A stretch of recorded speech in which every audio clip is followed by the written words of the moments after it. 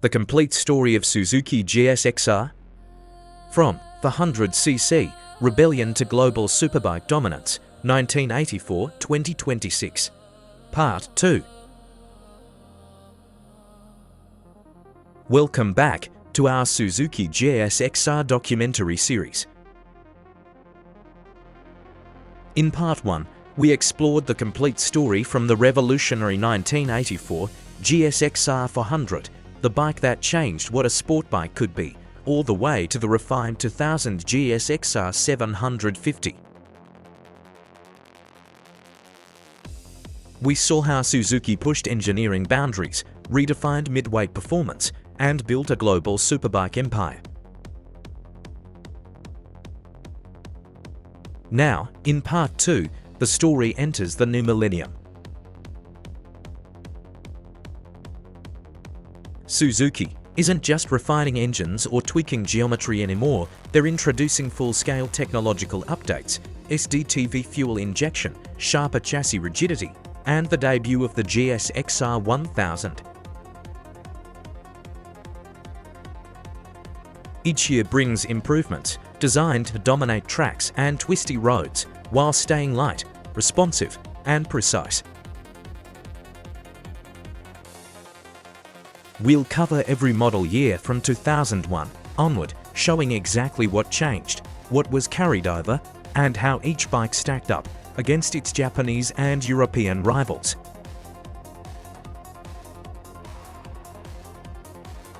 You'll see official specifications, period-tested impressions, and my own honest bike tester perspective, the experience of riding these machines in their era. Before we continue deeper into the evolution of the Suzuki GSX-R, if you enjoy detailed motorcycle history like this, consider subscribing. It really helps support our work and ensures you don't miss any future motorcycle projects or videos. Now strap in, the GSX-R story continues, and it's faster, sharper, and more thrilling than ever.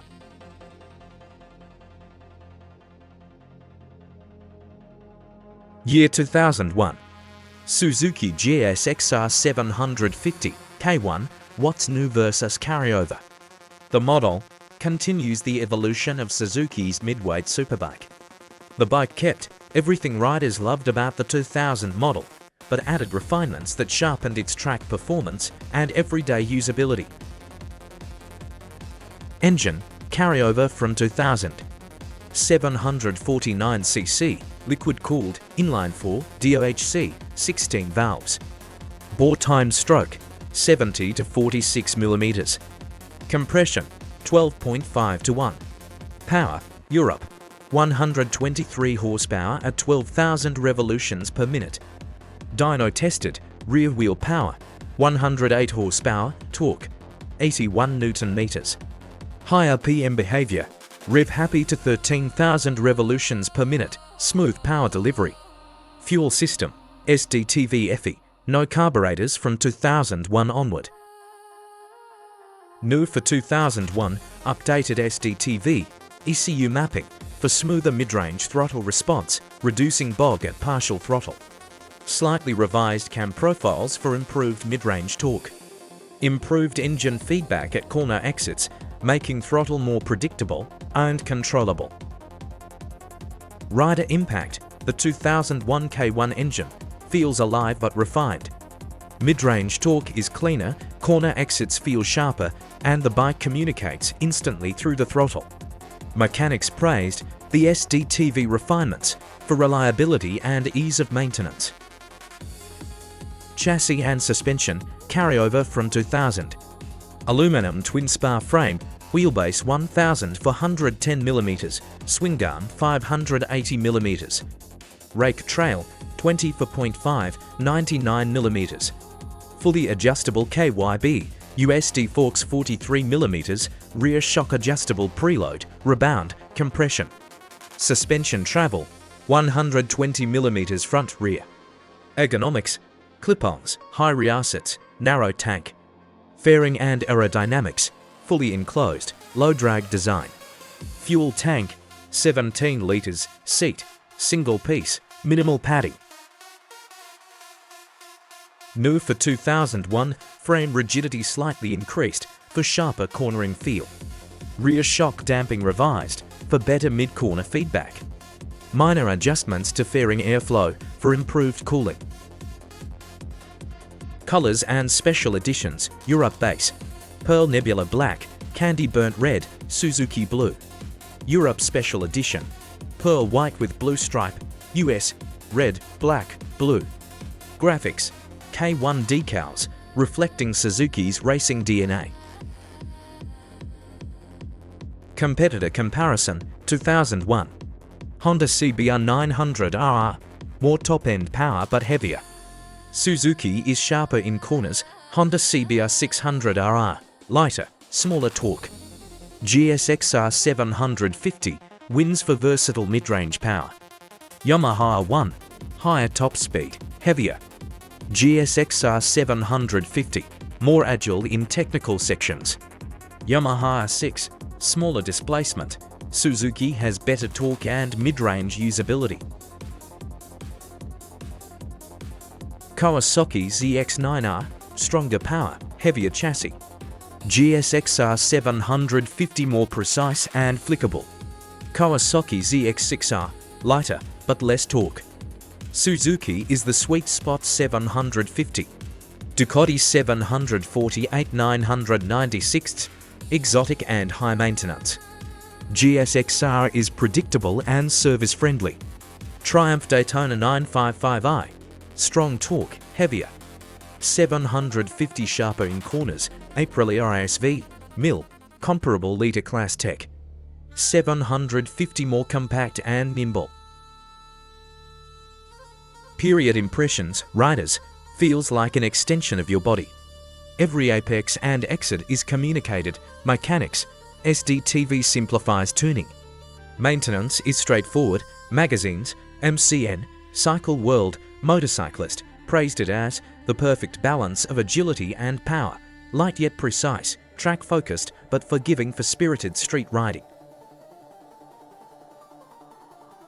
Pros, cons. Pros: laser-precise chassis. Smooth, linear SDTV throttle, track-ready yet versatile. Light, agile, predictable. Cons: aggressive ergonomics, not ideal for long rides. Minimal seat padding, engine heat, noticeable at slow speeds. Historical significance: the 2001 K1 refined the 750 platform for the new millennium. Sharper frame and SDTV tuning, improved rider feedback. Set the template for GSX-R750s throughout the 2000s.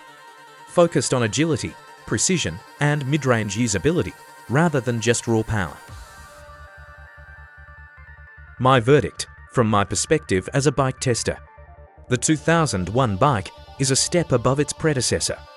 It keeps the engine's punch but smooths out mid-range delivery. Corner exits are sharper, chassis rigidity feels perfect, and the bike communicates instantly. It's track-ready, precise and rewarding, a pure mid-weight superbike.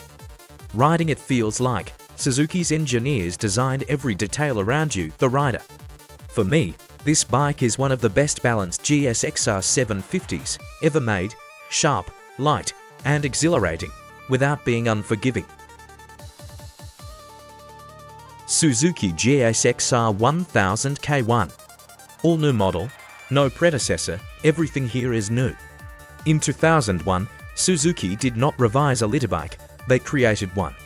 The Suzuki GSX-R1000 was an all-new platform, derived from the 2000 GSX-R750 architecture, not from the older 1100. The philosophy was simple and radical. Build a 1000 that weighs almost the same as a 750, and they did. Engine, all new design, derived from 2000 GSX-R750. There was no previous GSX-R1000. As I already said, this engine debuted in 2001. Configuration: liquid-cooled inline-4 DOHC, 16 valves. Fuel system: SDTV electronic fuel injection, dual throttle valve system. Displacement 988 cc, bore time stroke 73.0 mm times 59.0 mm. Compression ratio 12.0 to 1. This was not simply a bored-out 750, the stroke was increased significantly to build torque while keeping high RPM capability. Power Europe, US, 160 horsepower at 10,800 revolutions per minute. Torque, 110 Nm, 81 pounds-ft at 8,000 revolutions per minute. Typical dyno, rear wheel, 145 to 148 horsepower. Internal design highlights: forged pistons, shot-peened connecting rods, Suzuki Ram Air Direct SRAD system, 42mm throttle bodies, SDTV secondary butterfly valves, controlled by ECU. SDTV system, rider impact. The SDTV system used to throttle plates per cylinder. Primary plate controlled by rider's throttle cable. Secondary plate electronically controlled by ECU. The ECU adjusted secondary plates based on RPM, throttle position, and gear. Effect on riding: smoother throttle pickup, reduced abruptness at low RPM, strong, controllable mid-range. More stable corner exit response. Unlike early injection systems from competitors, the GSX-R1000's fueling was widely praised for being smooth and predictable. High RPM character, redline, 12,000 revolutions per minute. The engine pulled hard from 4,000 revolutions per minute, surged strongly through 7,000 to 10,000 revolutions per minute, and did not fall flat at the top. It did not need extreme revs to make power, torque was the weapon. Period testers described it as brutally fast but not peaky. Mechanics praised its robustness. The bottom end proved extremely durable, even under track abuse. Chassis and geometry, 750 based compact layout. This is where the K1 shocked the industry. Suzuki used the 2000 GSX-R750 frame concept and adapted it to the 1000 engine. Frame, aluminum twin spar wheelbase, 1410mm. Rake, 24 trail, 98mm. Dry weight, 170 kg, wet weight, 198 kg. For 2001, that was extraordinarily light for a litter bike.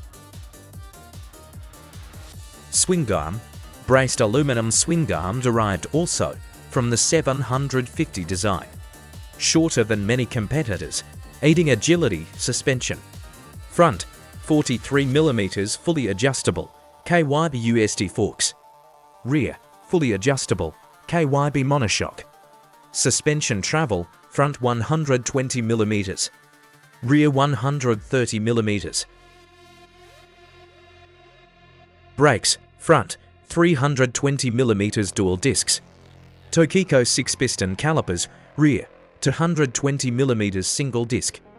Braking was strong, but some testers noted slightly wooden initial feel compared to Honda. Ergonomics and bodywork. The fairing was compact and tight, visually closer to a 750 than a traditional litter bike. 22-litre fuel tank, narrow midsection. Aggressive clip-ons, high rear assets. Riding position, aggressive, forward-biased, track-focused. Wind protection was effective at speed, but cramped for taller riders. The bodywork retained Shred-style ram air ducts, now feeding a much larger engine. Colors, 2001, Europe and US. Official schemes included Suzuki blue white, red white or black or grey, yellow black, US market. Graphics were bold and unmistakably early 2000s. Competitor comparison. The GSX-R1000 entered a battlefield already occupied by heavy hitters. VS Yamaha YZF-R1 R1 claimed 150 horsepower. Heavier feel, slightly longer wheelbase. GSX-R advantage, more torque, lighter steering, stronger mid-range. R1 advantage, sharper top-end rush. Most magazines concluded the Suzuki was faster in real-world riding. vs Honda CBR 929R. Fuel-injected, excellent balance. Slightly lower power, 150 horsepower. GSX-R advantage, more power, lighter, stronger acceleration. Honda advantage, refinement, braking feel, composure. Honda was polished, Suzuki was explosive. vs Kawasaki's EX9R carbureted, heavier. Strong mid-range, GSX-R advantage. Modern EFI, lighter chassis, more peak power. ZX9R advantage, broad torque delivery. The Kawasaki felt older immediately. vs European rivals, Ducati 996. 112 horsepower, superb chassis feel. Exotic V-twin torque, GSX-R was dramatically faster in a straight line and required less maintenance. Aprilia ISV, mill-stable chassis, strong torque, but heavier and less powerful than the Suzuki. Period impressions 2001. Cycle World called it the most significant litter bike in years. MCN praised its astonishing power-to-weight ratio. Riders shocked by how light it felt for a 1000. Track testers noted slight instability under hard acceleration due to short wheelbase, a trade-off for agility. Mechanics observed the engine was understressed for its output. Reliable, durable, and easy to service compared to European twins. Pros and cons. Pros, class-leading power. Extremely light for a litter bike, strong torque, across rev range. Predictable FE, compact chassis, cons. Slight front-end lightness under hard acceleration. Tokiko brakes lacked ultimate feel, aggressive ergonomics. Historical significance. The K1 redefined litter bike expectations. It proved that a 1000 did not have to be heavy. It forced every Japanese manufacturer to rethink chassis size and weight. This motorcycle began the modern superbike power war. Verdict. My perspective. The 2001 GSX-R1000 K1 feels raw, mechanical, alive. It is not refined like the Honda. It is not razor-edged like the R1, it is something different. It feels like a 750 with a rocket motor. On throttle exit, the torque hits hard but controllably. The chassis reacts instantly, it feels compact, almost nervous, but thrilling. As a biker, I can say this honestly, this was a turning point motorcycle. Not because it was perfect, but because it changed expectations. In 2001, Suzuki did not just join the litter bike class, they reset it. 2002, Suzuki GSX-R750 K2. What changed versus 2001 K1? For 2002, the Suzuki GSX-R750 received no major mechanical redesign. The K2 was largely a carryover of the 2001 K1 platform, with refinements focused on detail improvements and emissions compliance. Engine, carryover with minor refinement. Configuration, 749cc inline-4 DOHC, 16 valves. Bore time stroke, 70 to 0.0 times 46.0 millimeters. Compression, 12.5 to 1. Fuel system, SDTV, electronic fuel injection. Throttle bodies, 42 mm Ram Air, Suzuki Ram Air Direct. Power, 123 horsepower at 12,000 revolutions per minute. Torque, 81 Nm at 10,000 revolutions per minute. Dyno, rear wheel, 106 to 110 horsepower. What was new in 2002? ECU mapping slightly revised to improve throttle smoothness at low RPM. Minor emissions calibration adjustments for EU regulations. Internals, cams, Pistons, gearbox ratios unchanged, high RPM behavior. Still revved cleanly to 13,000 revolutions per minute. Power delivery remained linear and predictable. Mid-range was the defining characteristic versus 600s. Rider impression, smooth, controllable, extremely usable on track without being peaky. Chassis and geometry, carryover, frame, aluminum twin spar. Wheelbase, 1000 for 110 mm. Rake, 24.5 trail, 99 mm. Dry weight, 166 kg. Suspension, 43 mm KYB USD fully adjustable fork. Fully adjustable KYB rear shock brakes. Dual 320 mm discs, Tokiko 6-piston calipers. No geometry changes, handling remains sharp, neutral, and confidence-inspiring. Ergonomics and bodywork, no structural redesign.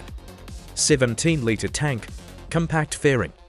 Aggressive clip-ons, firm seat, wind protection and riding position unchanged from 2001.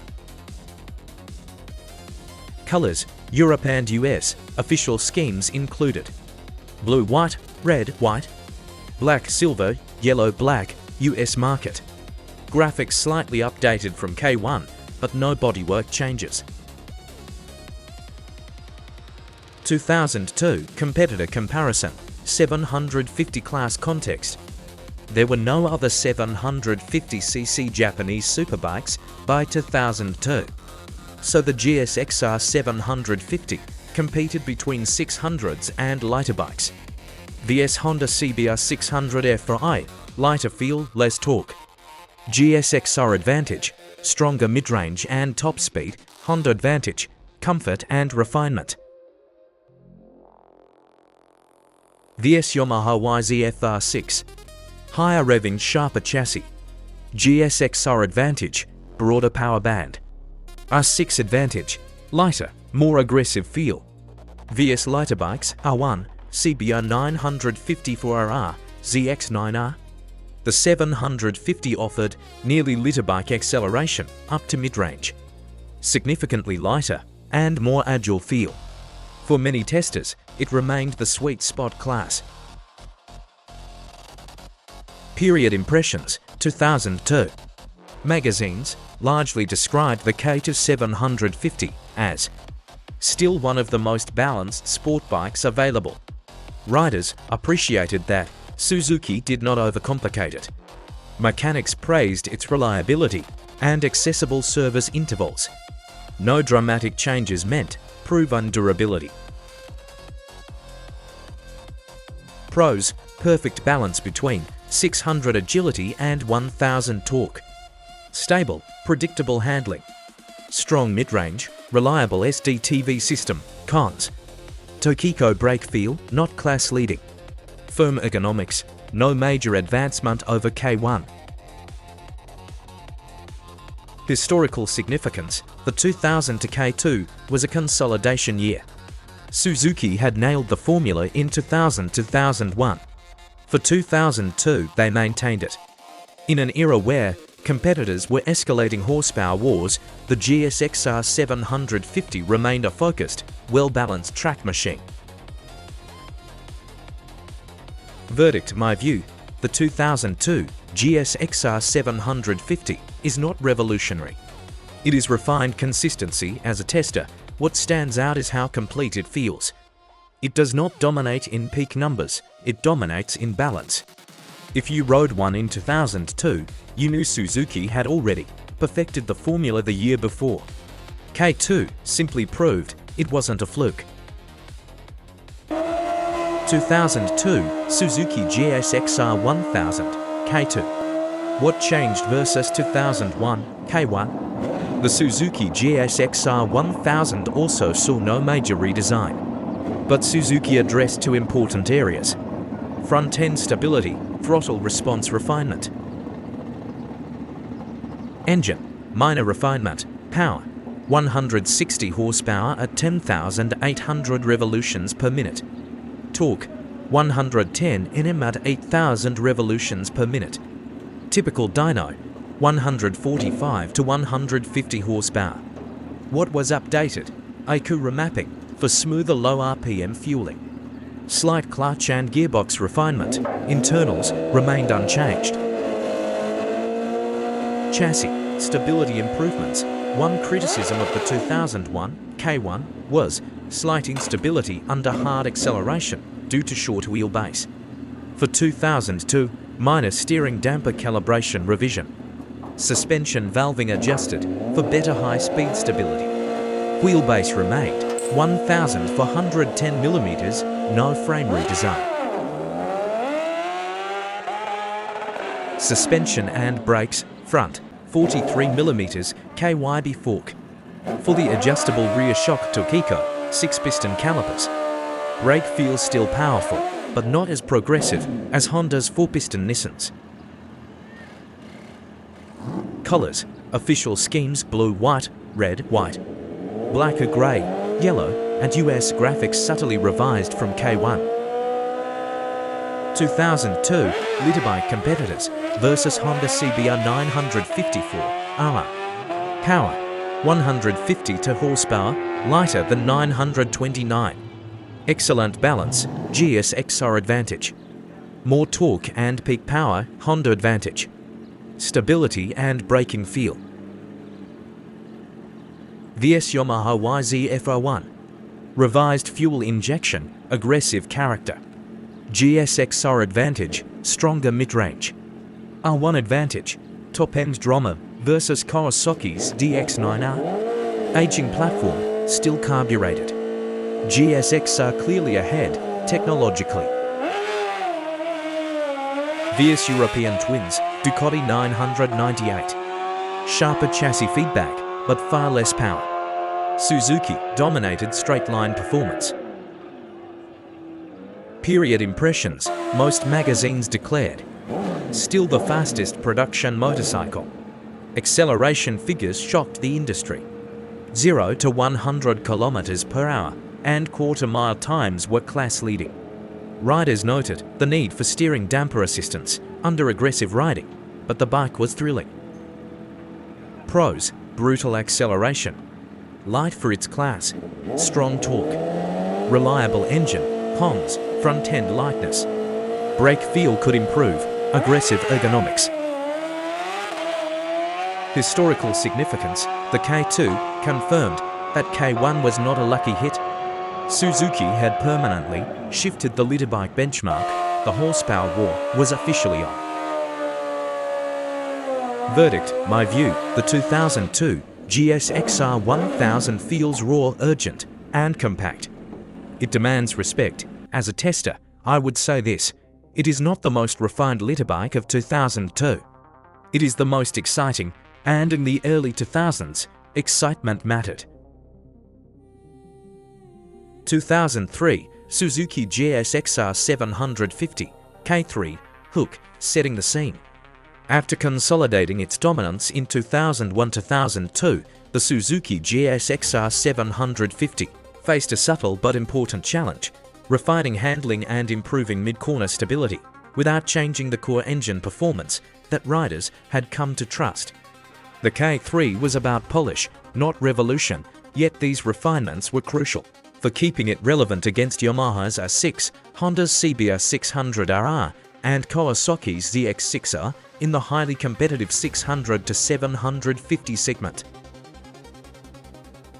What changed versus 2002 K2? Minor suspension valving updates, front and rear, for more responsive damping. Front end feel sharpened, steering slightly more precise. ECU mapping revised for smoother throttle response at low RPM. Cosmetic changes limited to updated graphics and slight color adjustments. Weight unchanged, dry 166 kilograms. No frame redesign, no new internals, no major power changes. Engine, numbers and behavior, configuration, 749cc inline-4 DOHC, 16 valves. Bore time stroke, 70 to 0.0 times 46.0 millimeters. Compression, 12.0 to 1. Fuel system, SDTV fuel injection, throttle bodies, 46mm. Ram Air, Suzuki Ram Air Direct, power, 140 horsepower at 12,500 revolutions per minute. Torque, 85 Nm at 10,500 revolutions per minute. Dyno, rear wheel, 118 to 120 horsepower. Higher PM behavior, smooth, linear power to redline, 13,000 revolutions per minute. No noticeable mid-range dip, track-ready throttle response refined from K2. Rider impact feels more stable in tight corners. More confidence under hard acceleration, still agile and light for its class. Chassis and suspension, frame, aluminum twin spar, carryover. Wheelbase, 1,410mm. Rake trail, 20/0.5, 99mm. Suspension, KYB fully adjustable USD fork, KYB rear shock. Suspension travel, front and rear, 120mm. Brakes, dual 320mm discs, Tokiko 4-piston calipers. Handling, slightly more planted than K2. Mid-corner stability improved without losing sharpness. Predictable feedback for both street and track. Colors, 2003, Europe and US, official options. Blue, white, classic racing colors. Red, white, black, silver, yellow, black, US. No special edition colors officially released. Competitor snapshot, short comparisons. VS Yamaha YZF-R6, 2003, R6 lighter, sharper chassis. Suzuki stronger mid-range, better top-end usable power. Verdict, GSX-R, better for track endurance and mid-corner exits. VS Honda CBR 600RR, 2003. Honda smoother at lower PM, more refined braking, Suzuki more aggressive, torque-rich. Verdict, Suzuki feels sportier, Honda more forgiving. VS Kawasaki ZX-6R, 2003. ZX-6R, slightly heavier, less mid-range punch. Suzuki, superior for acceleration and track confidence. Period impressions, magazines and riders in 2003 described the K3 as a balanced, proven package, not revolutionary, but exactly what riders expected: agile, fast, and predictable. Mechanics noted the refinements were invisible but meaningful: suspension tweaks, reduced front-end dive under braking, and increased stability at high lean angles. Pros: agile, light, and track-ready. Stable mid-corner, handling improvements. Strong, usable power band, reliable SDTV, fuel injection. Classic Suzuki color schemes remain iconic. Cons: no major performance leap from K2. Braking feel still less progressive than rivals. Ergonomics remain firm for street comfort. Historical significance: the K3 of this year cemented the GSX-R750's reputation as the sweet spot 750 class machine. While competitors pushed new designs and lighter weight, Suzuki focused on refinement, proving the platform was already ahead. This was a critical year for riders who wanted predictability at high speed, and it set the stage for the next generation of performance improvements. Verdict: my view as a biker, I can say this confidently: the 2003 model didn't reinvent the wheel, but it corrected the small annoyances of K2. The bike feels sharper mid-corner, more responsive, and more predictable under aggressive throttle. It's a refined machine that rewards skill without punishing mistakes. Suzuki showed once again they didn't need to chase the competition, they just made their platform work better. 2003, the year Suzuki got serious. In 2001, the GSX-R1000 shocked the world. In 2003, they refined the weapon. What was new? This was not a cosmetic refresh. Suzuki redesigned the engine, increased torque output. Slight geometry and swing arm revisions, they introduced radial mount Tokiko front brakes. And they changed the personality of the bike. What carried over from 2002 K2? 988cc displacement, aluminum twin spar frame concept. SDTV, Suzuki dual throttle valve, electronic fuel injection. Fully adjustable suspension layout, overall compact GSX-R philosophy. Engine, the big change, type, liquid-cooled inline-4 DOHC, 16 valve. Displacement, 988cc, bore time stroke, 73.0 times 59.0 millimeters. Previous stroke was 56.0 millimeters. This is important. Compression ratio, 12.5 to 1. Fuel system, Suzuki SDTV, Suzuki dual throttle valve, and EFI with dual injectors. ECU, 32-bit engine control managing dual injectors and secondary throttle plates. Claimed power, Europe, 164 PS. US, 160 horsepower, dyno tested, 152 to 155 rear wheel horsepower. Torque, 108 Nm, 79 to 80 pounds FT at crank. What that actually meant, the longer stroke was the story, because changed the bike's personality. The K1 K2 was sharp and explosive up top. The K3 pulled harder in the mid-range. Where the K1, K2 screamed, the K3 pulled. Experienced riders in 2003 said, the bike felt fatter in the mid-range.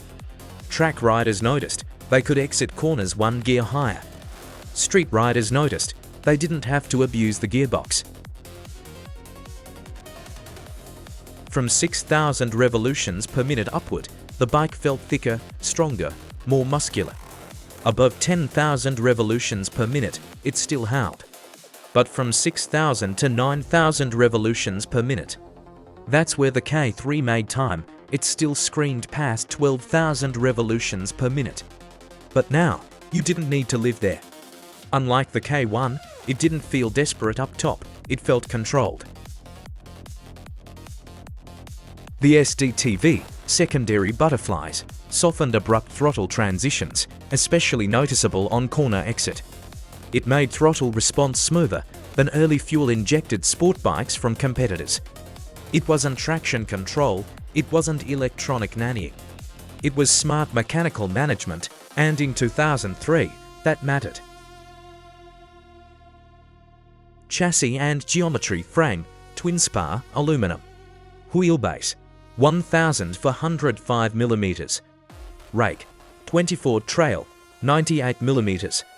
Swing arm, slightly revised length for improved drive stability. Front suspension, 43 mm, fully adjustable USD forks. Rear, fully adjustable monoshock. New for 2003, radial mount, Tokiko 4-piston front brake calipers. This was a big deal in 2003. Radial mounting, increased caliper rigidity and improved initial bite. Compared to the axial setup of earlier models, most rivals were transitioning around this time. Under hard track abuse, some riders reported fade, but on the road, braking power was strong and direct. Real-world handling, experienced riders described the K3 as extremely stable under hard acceleration, slightly less flickable than the shorter wheelbase bikes, confidence-inspiring at high speed. It wasn't twitchy, like the early Kawasaki Ninja ZX-10R would later become. It wasn't as razor-light feeling as the Honda CBR 954RR, but it put power down better than both in 2003. Reliability and known issues, only the truth. The K3 is generally considered mechanically strong, however. Rectifier, regulator failures were reported, common across many early 2000s sport bikes. Some riders experienced Tokiko brake fade during aggressive track use. Occasional cam chain tension and noise reported, but not a widespread failure epidemic. Charging system connections could corrode over time. Mechanics often describe the K3 engine as overbuilt. Bottom ends are known to handle serious mileage if maintained properly. No major recall scandals, no catastrophic design flaw. For a 160 HP superbike in 2003, that's impressive. Ergonomics and bodywork. The riding position remained aggressive. Tall rear ride height, compact seat. Forward weight bias. The fairing was revised slightly for improved airflow management. Fuel tank remained 18 litres. It still felt like a race bike with mirrors. Colors: US and Europe 2003. Blue, white, black, grey, red, black. Yellow, black. Limited markets, no factory special editions this year. 2003 competitors against the Honda CBR954R. The Honda was lighter feeling and refined, but it didn't match the GSX-R's torque punch. Against the Yamaha R1, the R1 had top-end drama. The Suzuki had stronger drive off the corner. Against the Ducati 999, the Ducati handled beautifully. The Suzuki was brutally faster in a straight line. Period impressions. Magazines described the GSX-R1000 K3 as less wild than the original K1, more usable. Still one of the fastest production motorcycles ever built.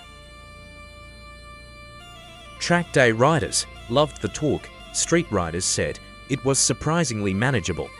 Testers called it the most complete liter bike available. Mechanics praised its durability under track abuse. Some complained about brake feel under racing conditions. Almost nobody complained about engine strength.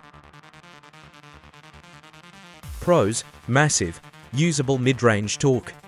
The longer 59mm stroke transformed the engine. Stronger drive, from 6,000 to 9,000 revolutions per minute than the K1, K2. Easier to ride fast, real-world stability. Longer wheelbase, 1,405mm, made it stable under acceleration, less nervous than some rivals. Strong straight-line performance. Among the fastest production motorcycles of 2003, period tests consistently placed it near the top in roll-ons and top speed runs. Durable engine architecture. Bottom-end reliability is widely respected. Many high-mileage examples exist today with original internals, smooth throttle response. SDTV dual throttle system made it less abrupt than some early FI superbikes. Cons: Tokiko brake, fade under track abuse. Strong initial bite, but sustained race pace could overheat them. Slightly heavier steering feel versus rivals. Compared to the Honda CBR954R or Yamaha YZF-R1, it required more effort in tight transitions. Cons: aggressive ergonomics, not friendly for long-distance street riding. Regulator, rectifier weakness, common early 2000s issue. Not unique to Suzuki, but documented by owners. My verdict: if you rode this bike in 2003, you remember the feeling. Roll the throttle open in third gear. The front gets light, the world compresses. It doesn't feel electronic, it doesn't feel filtered. It feels mechanical, direct, alive, and that raw mechanical feel is exactly what modern riders miss. In 2003, this wasn't the newest chassis on the market, but it might have been the most devastating engine. And that's why people still talk about it. 2004 GSX-R1000 K4. The calm confidence here. If you're expecting a redesign, this isn't it. What was new for 2004? Mechanically, almost nothing major changed from 2003, minor IQ mapping refinements. Slight suspension valving updates, new color schemes. Small internal durability updates, no power increase. No geometry overhaul, no new frame, and that was deliberate. But here's what matters. In 2004, rivals arrived with brand new platforms. The Honda CBR1000R, the Yamaha YZF-R1, the Kawasaki Ninja ZX-10R. All new, compact, mass centralized. And yet, on the dyno and in roll-ons, the GSX-R1000 was still right there. How it felt, experienced riders in 2004 described the K4 as more planted than the short wheelbase ZX-10R, less twitchy at high speed, stronger mid-range than the R1. You didn't have to rev it to the moon to go fast, it just surged forward. Higher PM behavior, it still pulled hard past 12,000 revolutions per minute, but compared to the newer R1 and ZX-10R, it felt slightly less explosive up top. Instead, it felt muscular, linear, predictable. And that predictability made it fast in the hands of real riders. Chassis and handling, no structural changes from 2003. Real-world handling, track day riders often preferred its stability under acceleration. Mechanics and race tuners appreciate it. Predictable geometry, strong engine platform. Good aftermarket support, however, compared to the 2004 CBR1000RR, the Suzuki felt slightly larger physically. Colors, US and Europe 2004. Blue, white, black, silver, yellow, black. Red, black. Selected markets, no factory limited editions in 2004. Competitor reality check 2004. This is where it gets interesting. Honda CBR1000RR. More compact, sharper steering, better brake feel. But similar peak power, Yamaha R1. Lighter feeling chassis. Higher revving personality, less mid-range torque. Kawasaki ZX-10R 2004. Brutal, short, aggressive, less stable at speed. In magazine comparisons of the time, the GSX-R1000 was often described as not the newest, not the flashiest, but brutally effective. Period impressions, experienced riders said, "It feels like a big, fast hammer." Track instructors appreciated its stability. Some racers upgraded brakes immediately for serious competition. It didn't win on novelty in 2004, it won on execution. Pros: strong, usable torque. Stable under acceleration, proven engine durability. Competitive horsepower even against new rivals. Predictable handling at high speed cons. Brake fade, under heavy track use, slightly heavier steering feel versus 2000 for CBR1000RR. Not as compact as new generation competitors, regulator, rectifier vulnerability. Historical significance, the year 2004 is important because it proved the K3 platform was fundamentally strong. Suzuki didn't need a panic redesign, they were preparing something bigger.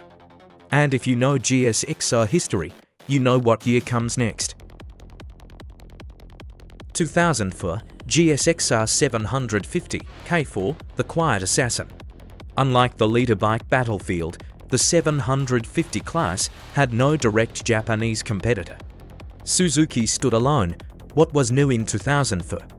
Minor ECU refinement, suspension valving updates. New colors, no engine redesign. How it rode compared to the 1000? Quicker steering, lighter feel in transitions. Less intimidating throttle response. Many experienced riders in 2004 quietly preferred the 750 on tighter circuits. Mechanics often describe the 750 engine as extremely durable when maintained correctly. Reliability notes, same charging system concerns as 1000. No major systemic engine flaws. Clutch wear dependent on rider abuse, overall reputation strong. Pros: excellent balance of power and weight. Unique in its class, more forgiving than liter bike. Strong reliability. Cons: brake fade potential. Overshadowed by 1000cc hype. Slightly less resale excitement in period market. Verdict: the 2004 GSX-R models weren't revolutionary. They were confident. Suzuki knew their platform worked. They refined it, strengthened it, let competitors chase headlines. It's a year that shows engineering confidence. Next comes 2005, and that year changes everything. Year 2005. GSX-R750, just cosmetic tweaks. New color schemes, 20th anniversary edition, special paint, exhaust on some models. GSX-R1000, this is the year. Suzuki didn't just compete, they reset the leader bike standard.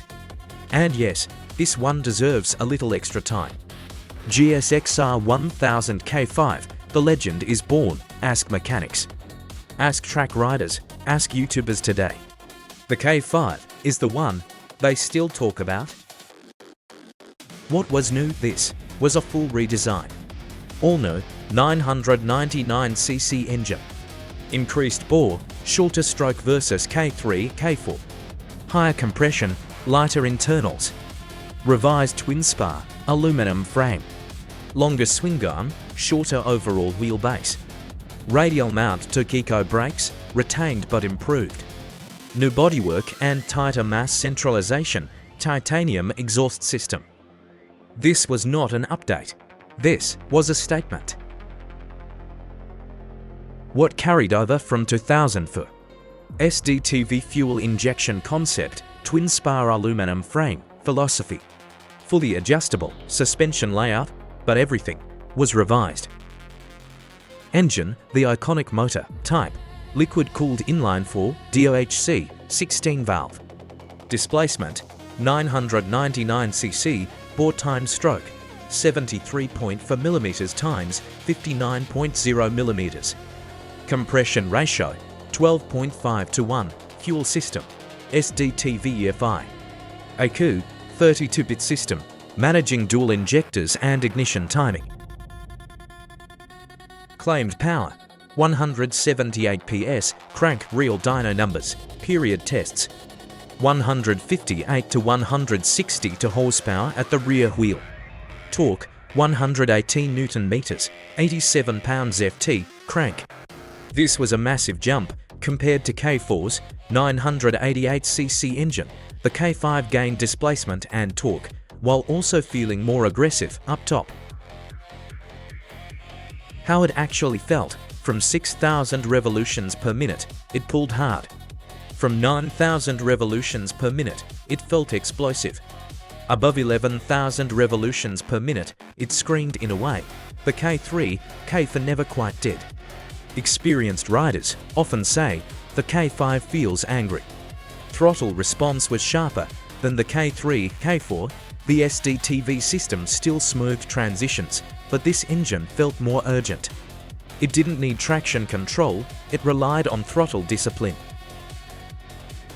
Chassis and geometry, frame, all new aluminum twin spar.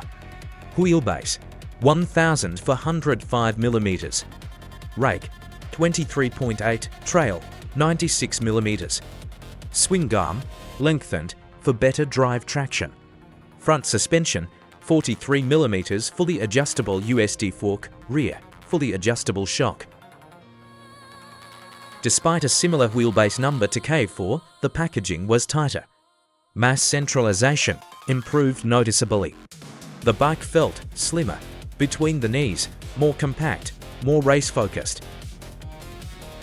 Brakes, radial mount, Tokiko 4-piston calipers remained. Improved feel over earlier versions, though serious racers still upgraded pads or lines. For street and fast track day use, braking performance was strong for the era. Reliability and known issues, here's where the K5's reputation was built. Mechanics widely consider this engine extremely robust. Strong bottom end, solid transmission. Capable of high mileage when maintained. Documented issues, regulator, rectifier failures, common across many bikes of the era. Charging system connectors overheating. Some clutch wear under aggressive launches. Occasional cam chain, tension and noise reports. No widespread engine defect, no structural frame recall. That's why so many K5 engines are still used in custom builds and race bikes today. Colors: US and Europe for 2005. Blue, white, black, silver, yellow, black. Red, black, select markets, no factory limited edition version, in 2005.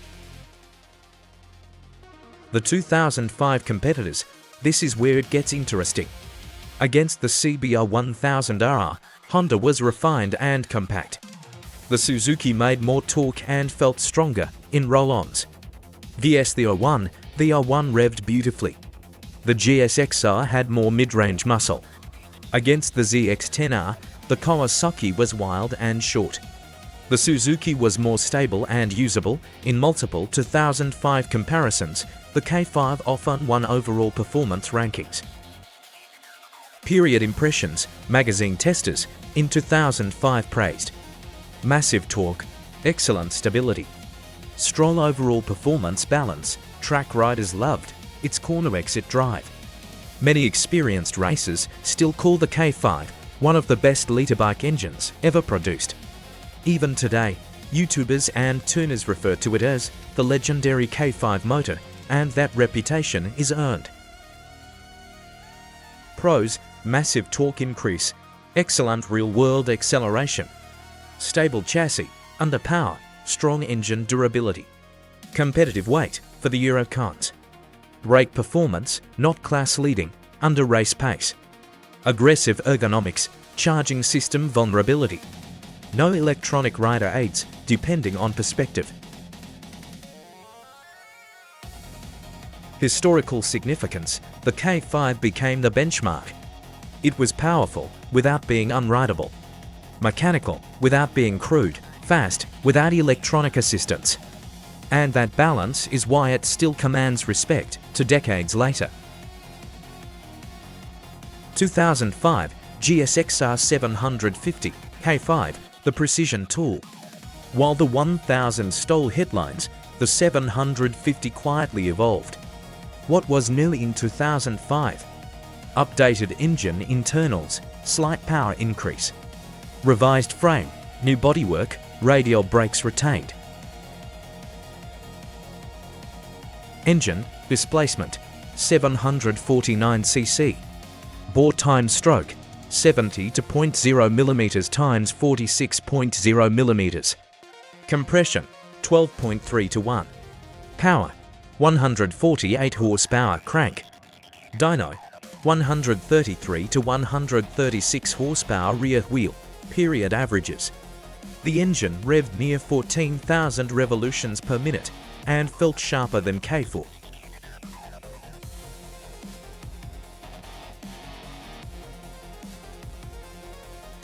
How it rode: lighter feel than the 100. More forgiving throttle response, quicker transitions. Experienced riders often said, if you can't use a 1000 properly, the 750 is faster. No Japanese competitor offered a 750 in 2005. Suzuki owned the class. Pros: excellent power to weight balance, unique class position, track-friendly character, strong reliability. Cons: overshadowed by K5 1000 legend, brake fade potential under race pace, smaller aftermarket spotlight compared to 1000. Final verdict: the 2005 GSX-R1000 didn't just improve on 2004. It became an icon, and when a 20-year-old motorcycle is still being praised by mechanics, racers, and modern content creators. That's not nostalgia, that's engineering. Next up, 2006 refinement, or straight into 2007's radical redesign. 2006 GSX-R1000 K6, refining the benchmark. After the explosive arrival of the K5, Suzuki did something bold in 2006. They didn't overreact. What was new for 2006? Minor IQ mapping, refinements. Small suspension valving revisions, new color schemes. No engine redesign, no chassis changes. No geometry alterations. Suzuki kept the winning formula. What carried over from 2005? 999cc inline 4, 73.4 mm times 59.0 mm bore and stroke, 12.5:1 compression, SDTV fuel injection, titanium exhaust system, twin spar aluminum frame, 1000 for 105 mm wheelbase, 23.8 rake 96 mm trail radial Tokiko 4-piston front brakes. Engine, still the Icon claimed output, 178 PS. Dyno, period averages, 158 to 160 to horsepower, rear wheel. Torque, 118 Nm, 87 pounds-ft, crank. Nothing changed internally for 2006. But riders noticed smoother throttle response due to mapping refinement. How it felt. By 2006, competitors were escalating. Yamaha YZF-01, Honda CBR1000R, Kawasaki Ninja ZX-10R, Ducati 999. Yet, the GSX-R1000 still delivered brutal mid-range and massive roll-on acceleration. Experienced track riders often said the K6 feels like a refined K5, same punch, slightly smoother. Higher PM behavior, remained aggressive, past 11,000 revolutions per minute. It still demanded throttle discipline, no traction control, no ABS. Chassis and handling, no geometry change. The bike still felt compact between the knees. More stable than the 2006 ZX-10R. Less flickable than the R1 in tight transitions. But under hard acceleration, it was one of the most planted liter bikes available. Reliability and known issues, same profile as K5. Mechanics still consider this engine extremely durable. Documented concerns, regulator, rectifier failures, charging connector, heat damage, clutch wear with aggressive launches, brake fade, under sustained racing, no major design flaw. Many K5, K6 engines today exceed high mileage with proper maintenance that says everything. Colors, US and Europe. Blue, white, black, silver, red, black. Limited black, blue, combinations in some markets. No factory limited edition in 2006. Pros, legendary torque delivery, strong, durable engine platform. Stable chassis, under acceleration, competitive power versus rivals. Refined throttle mapping versus 2005, cons. Brake performance, still not best in class under race pace. Charging system vulnerability, aggressive ergonomics. No electronic rider aids, as competitors began exploring electronics. Historical significance, the K6 represents the final evolution of the K5 platform. 2006 is the last year before Suzuki radically changed direction in 2007. Many enthusiasts today group K5 and K6 together as the peak of analog GSX-R performance, and they have reason. 2006 GSX-R750, K6, the balanced weapon continues. Unlike the 1000, the 750 received slightly more attention in this era. What was new for 2006? Minor ECU refinement, suspension tuning adjustments. Updated collars, no engine redesign. How it rode in 2006, experienced riders often preferred the 750 on tighter circuits. It changed direction quicker than the 1000. It demanded less throttle restraint, it felt more forgiving. This year, Suzuki still stood alone in the Japanese 750 class. No direct Honda, Yamaha, or Kawasaki 750 Superbike competitor. Reliability, strong reputation, same regulator, charging concerns as 1000. Durable engine internals, no widespread systemic failure. Mechanics often describe the K5, K6 750 as one of the most dependable, supersport-derived, superbike engines of the era. Pros: outstanding balance, strong mid-range for displacement. Lighter feel than liter bikes, proven reliability. Cons: brake fade potential under race conditions. Less straight-line dominance versus 1000 class. Final verdict: the 2006 GSX-R models were not revolutionary. They were confident. Suzuki refined what worked.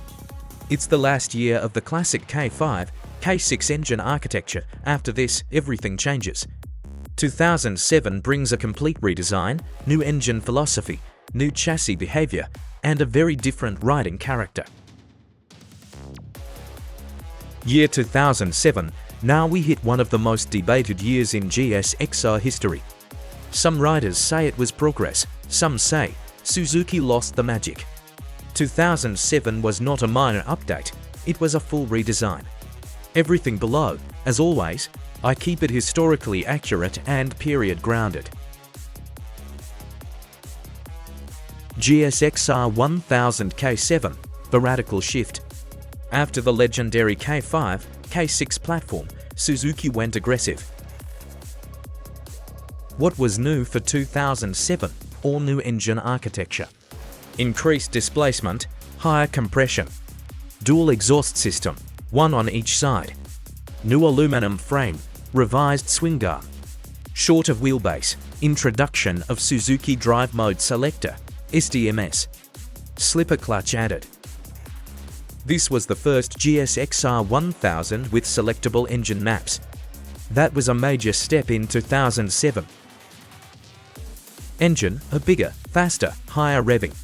Type, liquid-cooled inline-4 DOHC 16-valve.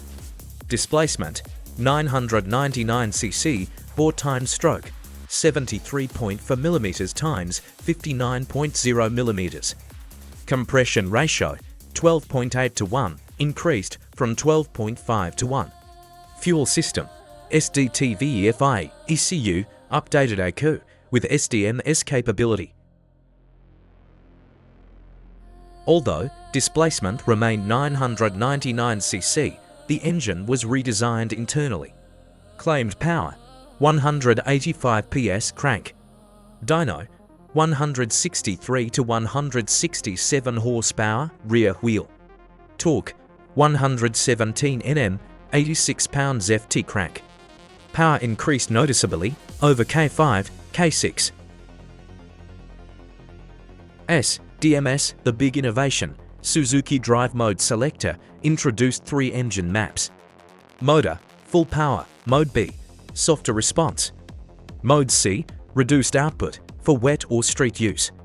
Important, this was not traction control.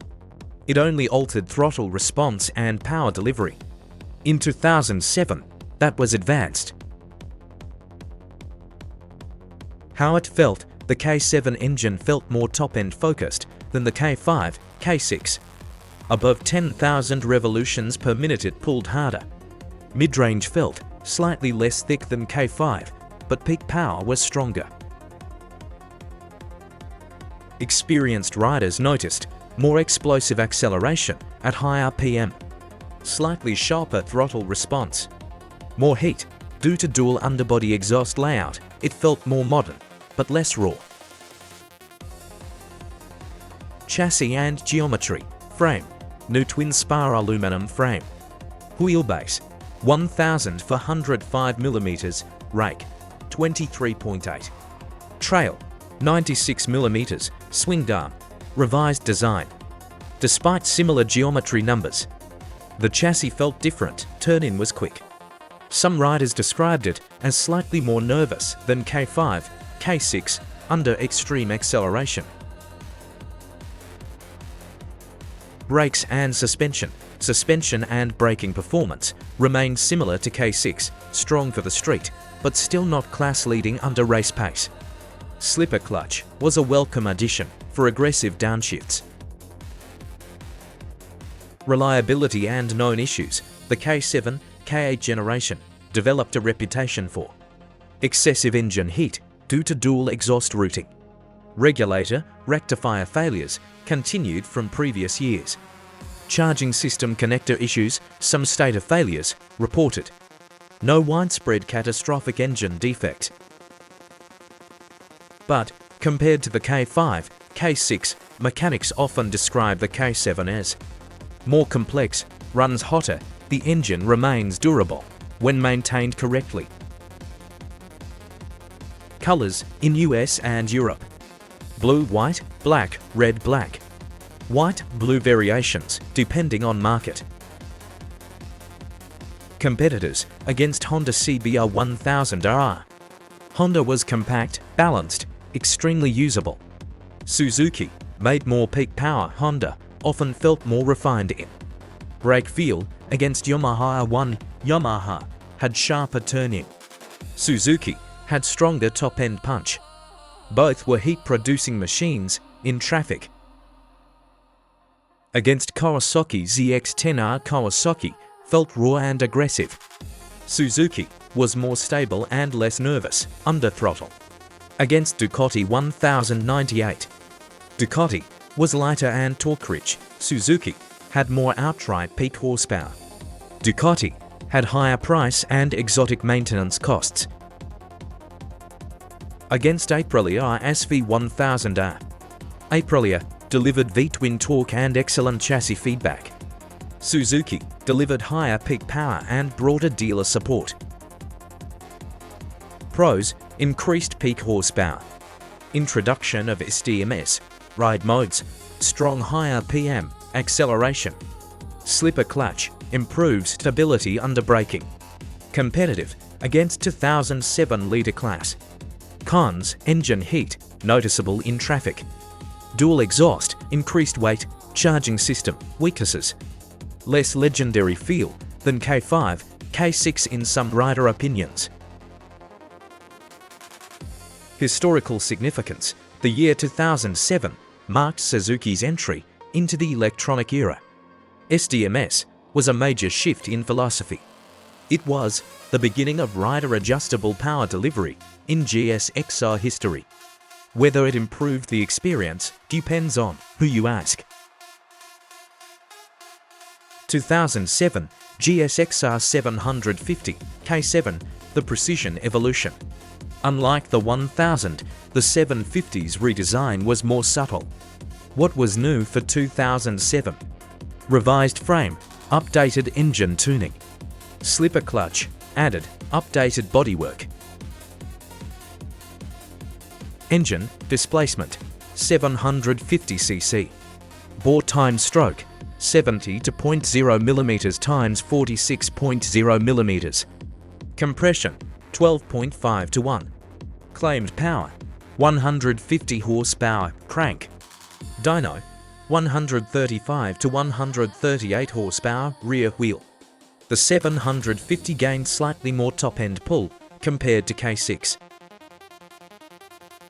How it rode: sharper than K6. Felt lighter than the 1000. More forgiving throttle than litre bike. Many experienced riders still considered the 750 the smart choice. Reliability, charging system concerns continue. Generally strong engine, internals. Slipper clutch, durable, no major systemic flaw. Pros: excellent balance. Strong top-end power, slipper clutch addition. Unique in Japanese lineup. Cons: less torque than leader competitors. Brake feel, still not class-leading.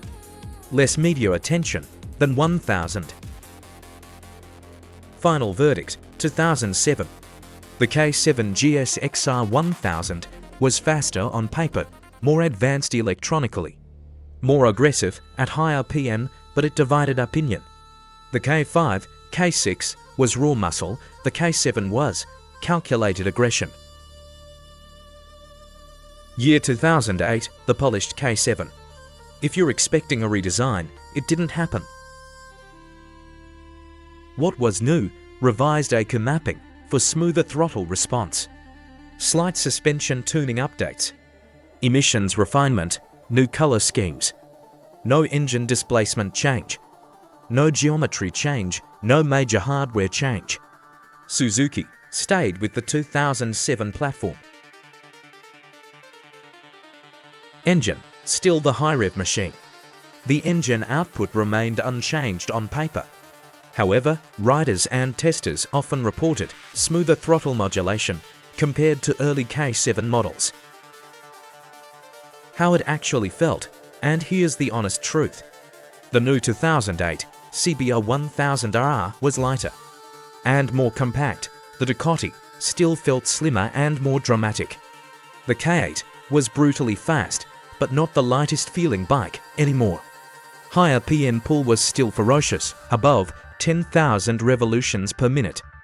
Mid-range was strong, though some riders still preferred the thicker feel of the K5, K6. Heat and real-world behavior, the twin exhaust layout still generated noticeable heat in traffic. Experienced mechanics continued to report regulator, rectifier failures, stator-related charging issues, heat-related stress around charging components. Engine durability remained solid, no widespread catastrophic failures.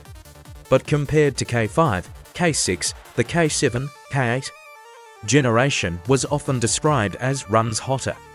Slightly heavier, still very fast. Chassis and handling, no structural changes. The bike remained stable under acceleration. Turn-in was quick, but not class-leading, compared to the lighter 2008 CBR1000R. Suspension was fully adjustable and responded well to track tuning. Track day riders appreciated the slipper clutch during aggressive downshifts. Colors in US and Europe: blue, white, black, red, black. White variations in select markets, no factory limited edition in 2008. Pros: strong peak horsepower, SDMS ride, mode flexibility. Stable chassis at high speed, durable engine internals. Excellent straight line, acceleration. Cons: noticeable engine heat, charging system vulnerabilities. Heavier feel versus new 2008 CBR1000R. Brake performance still not top of class, under race pace.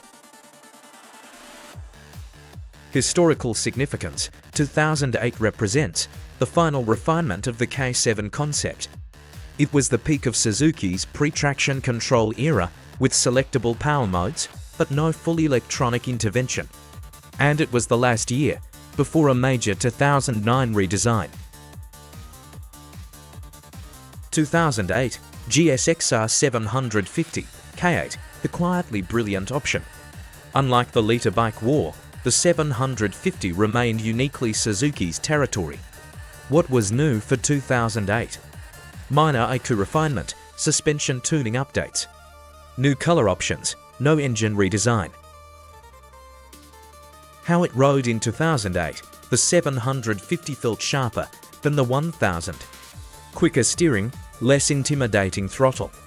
Many experienced riders still quietly said, the 750 is the better real-world bike, especially on tighter circuits. Reliability, strong overall durability. Charging system concerns, similar to 1000, no major systemic engine failures. Many mechanics still rate the mid-2000s 750 as one of Suzuki's most dependable supersport-based engines. Pros: excellent balance of power and agility. Slipper clutch improves control. Strong reliability, unique class identity. Cons: less straight line dominance, brake fade, under race stress. Less market hype versus liter bikes. At this moment, we have to explain why this bike hadn't direct competitors.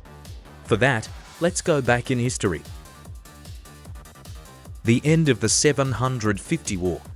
In the 1990s, the 750cc class was everything you had. Honda CBR 900RR, not a 750, but class disruptor. Kawasaki Ninja ZX-7R, Yamaha YZF 750. Suzuki GSX-R750. Back then, 750cc was the superbike racing limit for 4 cylinders. But everything changed when racing rules evolved. What happened? Around 1999 to 2003, World Superbike regulations shifted. 1000cc 4 cylinders became legal. 600cc Supersport became its own class. And suddenly, 750cc had no racing class, no homologation advantage, no marketing purpose. So, manufacturers walked away. Who stopped and when? Honda stopped Series 750 production after the homologation focused Honda RVF 750 RC45. By 2000, they were focused on 600cc. 900 1,000ths of a cc. Yamaha ended the Yamaha YZF 750 era in the late 1990s. Kawasaki killed the Kawasaki Ninja ZX-7R in the early 2000s. After that, only Suzuki stayed. From 2000 to 2026, any real 750 rival. No consistent production 750 inline-4 superbike rival existed. However, there were a few indirect or brief overlaps. Early 2000 to 2003 overlap. The ZX-7R lingered briefly in some markets early in the decade, but it was already outdated and discontinued soon after. After that, the bike stood completely alone in the Japanese inline-4 750 segment. What about Europeans? No European manufacturer produced a 750 inline-4 superbike in that era. Ducati ran V-twins, Aprilia used V-twins. Triumph focused on triples. There was never a European 750 4-cylinder rival in the 2000 to 2026 period. So, what was the GSX-R750 competing against? Not displacement rivals, it competed in a pricing and performance gap between 600cc bikes, Honda CBR 600RR, Yamaha YZF-R6, Kawasaki Ninja ZX-6R, and litre bikes, Honda CBR 1000RR, Yamaha YZF-R1, Kawasaki Ninja ZX-10R, Ducati 1098, but never another 750 inline-4. Why Suzuki kept it alive 2000 to 06? Because it filled a sweet spot, more torque than a 600, less mass and intimidation than a 1000, insurance sometimes lower than a litre bike, often identical chassis to GSX-R600, so development costs were manageable. It became a niche bike, a connoisseur's machine. The brutal truth, from 2000 through 2026. No consistent Japanese 750 rival. No European 750 inline for rival. No dedicated racing class. No head-to-head displacement competition. Suzuki stood alone, and that's why the model developed such a cult following. It survived not because it dominated a class. It survived because it made sense to riders. Final verdict: the 2008 GSX-R models were brutally competent. But the superbike battlefield had changed. The new CBR 1000RR pushed weight reduction hard. Ducati continued the torque and emotion strategy. Suzuki held power and stability. And that set the stage for 2009, when Suzuki would radically rethink the GSX-R1000 again. 2009 GSX-R1000 K9, the compact revolution. After 2 years of the heavier, hotter K7, K8 platform, Suzuki responded. The brief was clear: reduce weight, improve mid-range, sharpen handling, modernize chassis geometry. This was not a facelift, but a redesign. What was new for 2009? Completely new engine. Revised bore time stroke, shorter stroke. Lower compression ratio, new lighter crankshaft. Revised SDTV, EFI system. New aluminum frame, narrower, lighter. Longer swing arm, shorter wheelbase. Big piston front fork, Showa BPF, introduced. New bodywork, narrower tail, single exhaust, return from dual system. 17mm shorter overall length. This was a major shift from K7, K8. Engine, Revia, more compact, type, liquid-cooled inline-4, DOC. Displacement, 999cc, bore time stroke, 70 for 0.5 mm times 57.3 mm, shorter stroke than K7, K8. Compression ratio, 12.5 to 1. Reduced from 12.8 to 1. Fuel system, SDTV, FE-ECU, updated ECU, with SDMS. Claimed power, 185 PS crank. Suzuki did not increase peak power on paper. Dyno, 158 to 160 to horsepower rear wheel. Slightly lower than strong K5 dynos, roughly similar to K7, K8 real numbers. Torque, 117 Nm, similar peak figure. But here's the important part, the torque curve changed. Mid-range improved, peak hit softened slightly. How it felt, this engine felt smoother and more linear. The K5, K6 was muscular, the K7 was explosive up top. The K9 was controlled aggression. Below 8,000 revolutions per minute, stronger than K7. Above 11,000 revolutions per minute, slightly less wild. Many magazine testers, in 2009, described it as more usable, less dramatic. Chassis and geometry, the real story. This is where the bike changed most. Wheelbase, 1000 for 105 mm, similar number, different layout. Rake, 23.8, trail, 98 mm. Swing arm, longer than K7, K8. Despite similar geometry numbers, mass centralization improved. The frame was narrow, between the knees. The bike felt smaller, turn-in was quicker than K8. Showa Big Piston Fork, BPF, major update.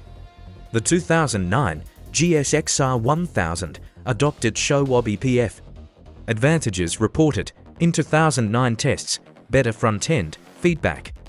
Improved braking, stability, more consistent damping. This was a real performance gain over K7, K8. Heat and reliability, the return to a single exhaust, reduced heat compared to K7, K8. Charging system issues, regulator, rectifier, still occasionally reported. No widespread internal engine failure trend. Overall durability, good when maintained. Mechanics often say the K9 is solid. Just watch charging system health. Colors in US and Europe, blue, white, black. Red, white, black, red variants. No factory limited edition in 2009. 2009 competitors, this was a brutal year. Yamaha YZF-R1, all new, crossplane crank. Aprilia RSV4, brand new V for weapon. The RSV4 and crossplane R1 changed the emotional game again. Compared to them, GSX-R1000. Strength, stability, predictable power delivery. Strong braking stability, weaknesses. Not the most exciting engine sound. Heavier feel than RSV4, less exotic than Ducati. Pros, improved mid-range over K7.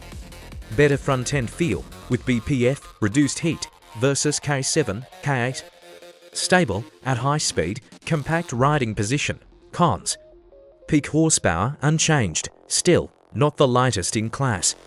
Charging system, reputation lingers, less wow factor than RSV4 or R1 crossplane. Historical significance, the K9 was Suzuki correcting course. After K7, K8 increased complexity and heat, K9 focused on balance, control, mass centralization. It was the last GSX-R1000 before the fully electronic rider aid era arrived in the 2010s. 2009 competitors. This was a brutal year. Yamaha YZF-R1 new crossplane crank. Aprilia RSV4 brand new V for weapon. The ISV4 and crossplane R1 changed the emotional game again. Compared to them, GSX-R1000 strengths, stability, predictable power delivery, strong braking stability, weaknesses. Not the most exciting engine sound. Heavier feel than RSV4, less exotic than Ducati. 2009 GSX-R750 K9 precision refined. The bike received updates aligned with the 1000 redesign. What was new for 2009? New frame, Showa big piston fork. New bodywork, revised swing arm, updated engine internals, lighter pistons, revised crank balance. Engine displacement remained 749 cc. How it rode. The 750 benefited hugely from BPF. Front-end confidence improved dramatically. Handling felt sharper than the 1000. Many track riders in 2009 preferred the 750 for technical circuits. It still had no direct displacement rival. Pros: excellent chassis feedback, improved braking stability, strong top-end rush, balanced ergonomics. Cons: no electronic rider aids. Still niche market position, less marketing push versus liter bikes. Final verdict: the 2009 GSX-R lineup was not about shock value. It was about refinement and control. The liter bike became more predictable. The 750 became sharper than ever. But the superbike world was changing fast. Crossplane cranks, V4S, and electronics were rising. And Suzuki was about to face the hardest decade of the GSX-R story. 2010 GSX-R1000, a consolidation year. Unlike 2009, 2010 was not a redesign year. Suzuki carried over the K9 platform with only minor refinements. Meanwhile, competitors were introducing radical technologies. What changed for 2010? Updates were minimal, slight, IQ mapping refinement, suspension, tuning adjustments, new color schemes, no major hardware changes. The engine, frame, and electronics package remained the same as 2009. Engine carried over from 2009. Power: 185 horsepower crank. Typical dyno range: 158 to 160 horsepower at the rear wheel. Torque: about 117 Newton meters. The engine remains smooth and mid-range strong, with less violent top end than the older K5, K6 bikes. Chassis and suspension: the chassis architecture from 2009 remained. The BPF front Showa big piston fork continued to be one of the strong points of the bike. Track testers often praised front-end feedback, braking stability, predictable steering. Handling character: the 2010 model felt compact, stable, under acceleration, neutral in corner entry compared with earlier generations, less aggressive than K5, K6, more controlled than K7, K8. But competitors were starting to feel more exotic. 2010 competitors: the superbike world was evolving rapidly. Key rivals included Yamaha YZF-R1, Honda CBR1000RR, Kawasaki Ninja ZX-10R, Aprilia RSV4, Ducati 1198. The superbike world was evolving rapidly. The ISV4 often impressed with chassis precision. The crossplane R1 stood out for engine character. The GSX-R remained known for stability and usability. Reliability notes: the LO generation continued the K9 platform's reliability pattern. Commonly discussed issues: regulator, rectifier, failures, stator overheating in some cases, charging system connectors degrading over time. However, engine internals were generally durable with proper maintenance. Pros: strong mid-range power, stable chassis, excellent braking, feel from BPF, predictable throttle response, good reliability overall. Cons: few updates compared to competitors, heavier feel than some rivals, limited electronics, no traction control. 2010 GSX-R750. The middleweight followed the same strategy, carryover with minor refinement. Claimed power around 150 horsepower crank. Typical dyno 133 to 136 horsepower rear wheel.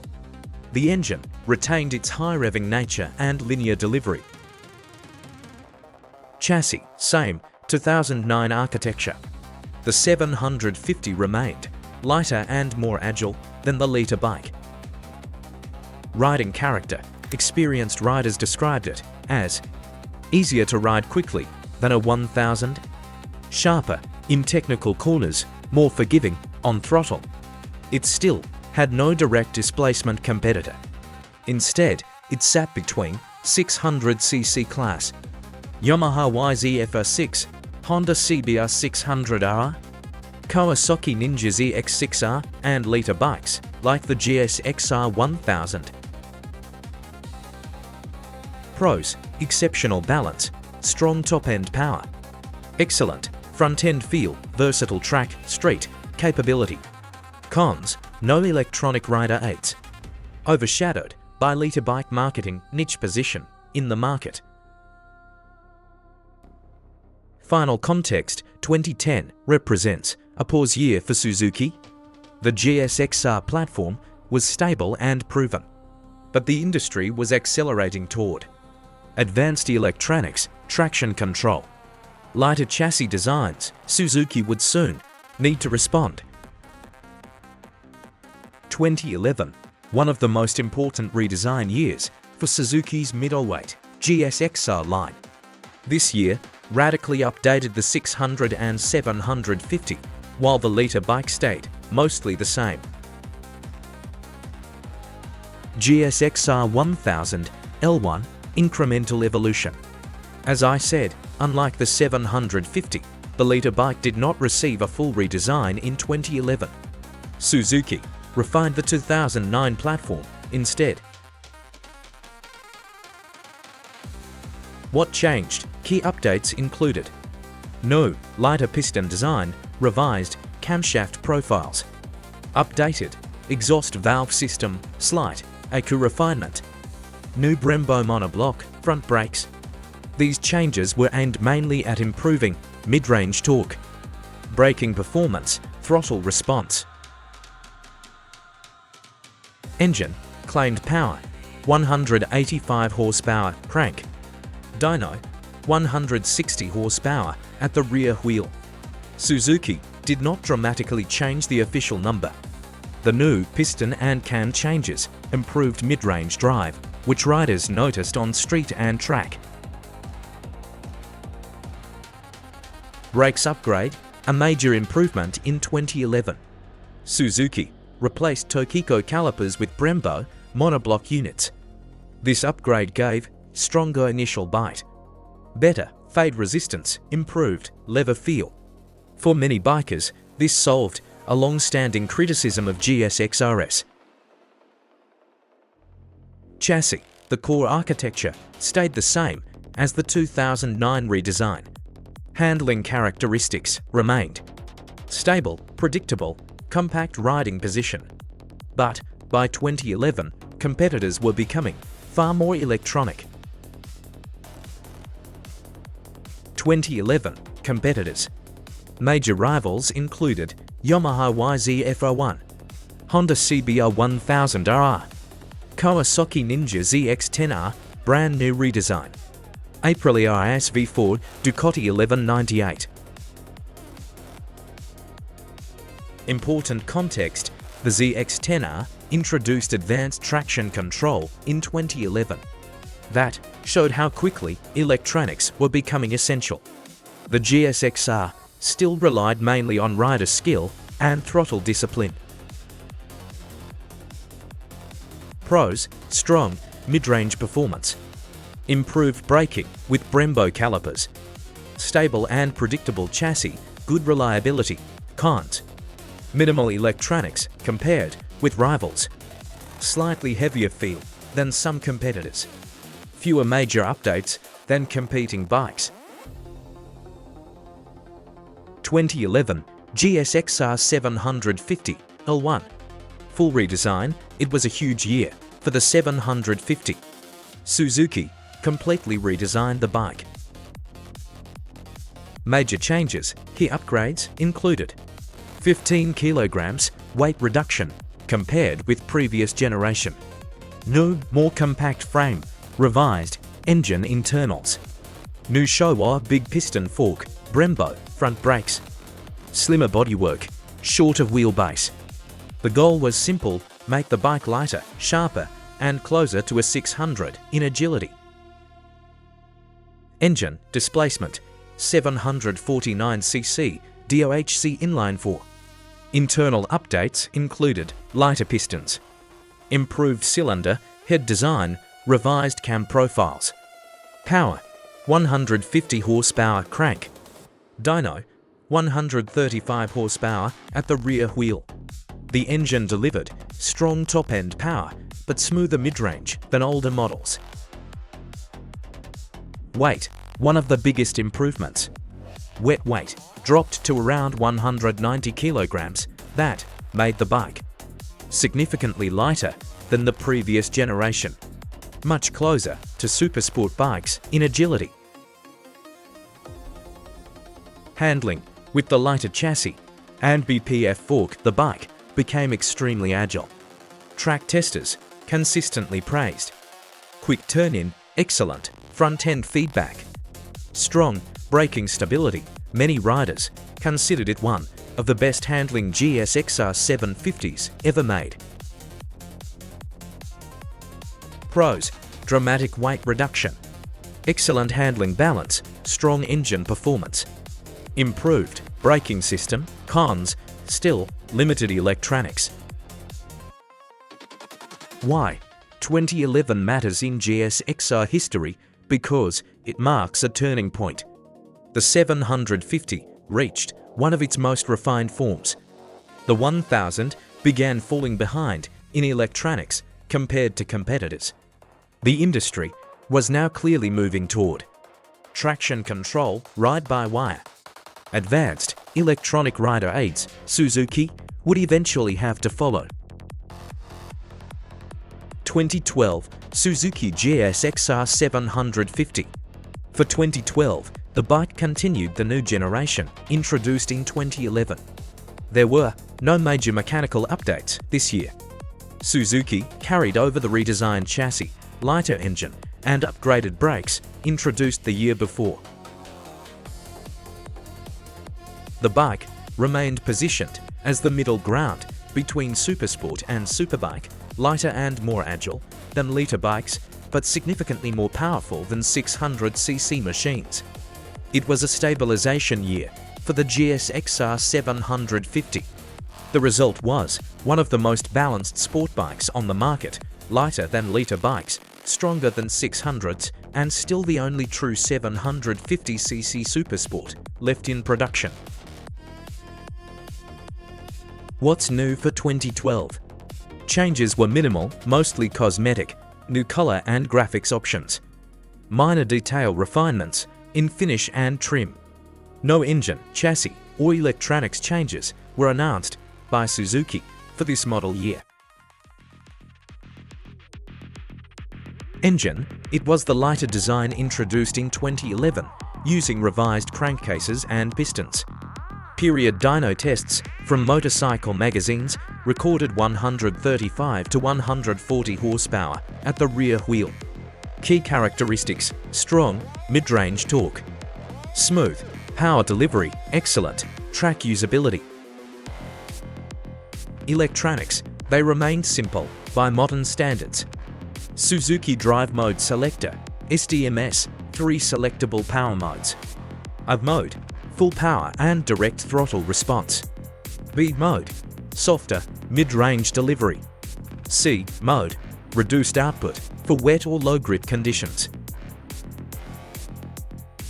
Unlike many later sport bikes, the 2012 model did not include traction control, IMU systems, or riding aids beyond SDMS. Chassis. The frame design was the lightweight version, introduced in 2011, contributing to improved agility. Handling characteristics noted by period tests, quick turn-in. Excellent stability on track, neutral steering. Suspension. The BPF design improved front-end feedback under braking, which many reviewers highlighted as one of the bike's strengths. Official color options. Suzuki offered 3 factory schemes, 1 blue, white. Classic Suzuki, Motorcycle-inspired colors. 2 black, grey, a stealth look with subtle red accents. 3 white, blue, a reversed version of the traditional racing scheme. These colors were consistent with Suzuki's GSX-R heritage branding. Reliability and known issues. The 2012 model, generally regarded as very reliable. Experienced mechanics frequently highlight the platform as one of the most durable supersport engines Suzuki built. Overall reliability reputation, one of the most robust engines in the supersport class. Mechanic and rider opinions. Independent mechanics often praise the 750 for its serviceability and durability. Typical feedback: engine internals rarely fail. Valve clearances stay stable for long intervals. Parts availability remains excellent. Experienced riders often say the GSX-R750 is the sweet spot between a 600 and a litre bike. Track day instructors also liked it because it teaches corner speed, it has forgiving power delivery. Competition in 2012. By this time, the bike occupied a unique space. Most manufacturers had abandoned the 750 class.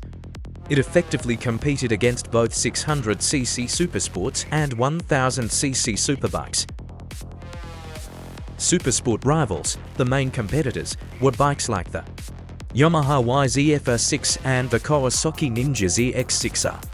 Compared to them, advantages: much stronger acceleration, better street usability. Disadvantages: slightly heavier feel in tight corners. Market position. By 2012, most manufacturers had abandoned the 750cc supersport category, leaving Suzuki almost alone in this displacement. The bike appealed mainly to riders who wanted more power than a 600cc supersport, less weight and complexity than a 1000cc superbike.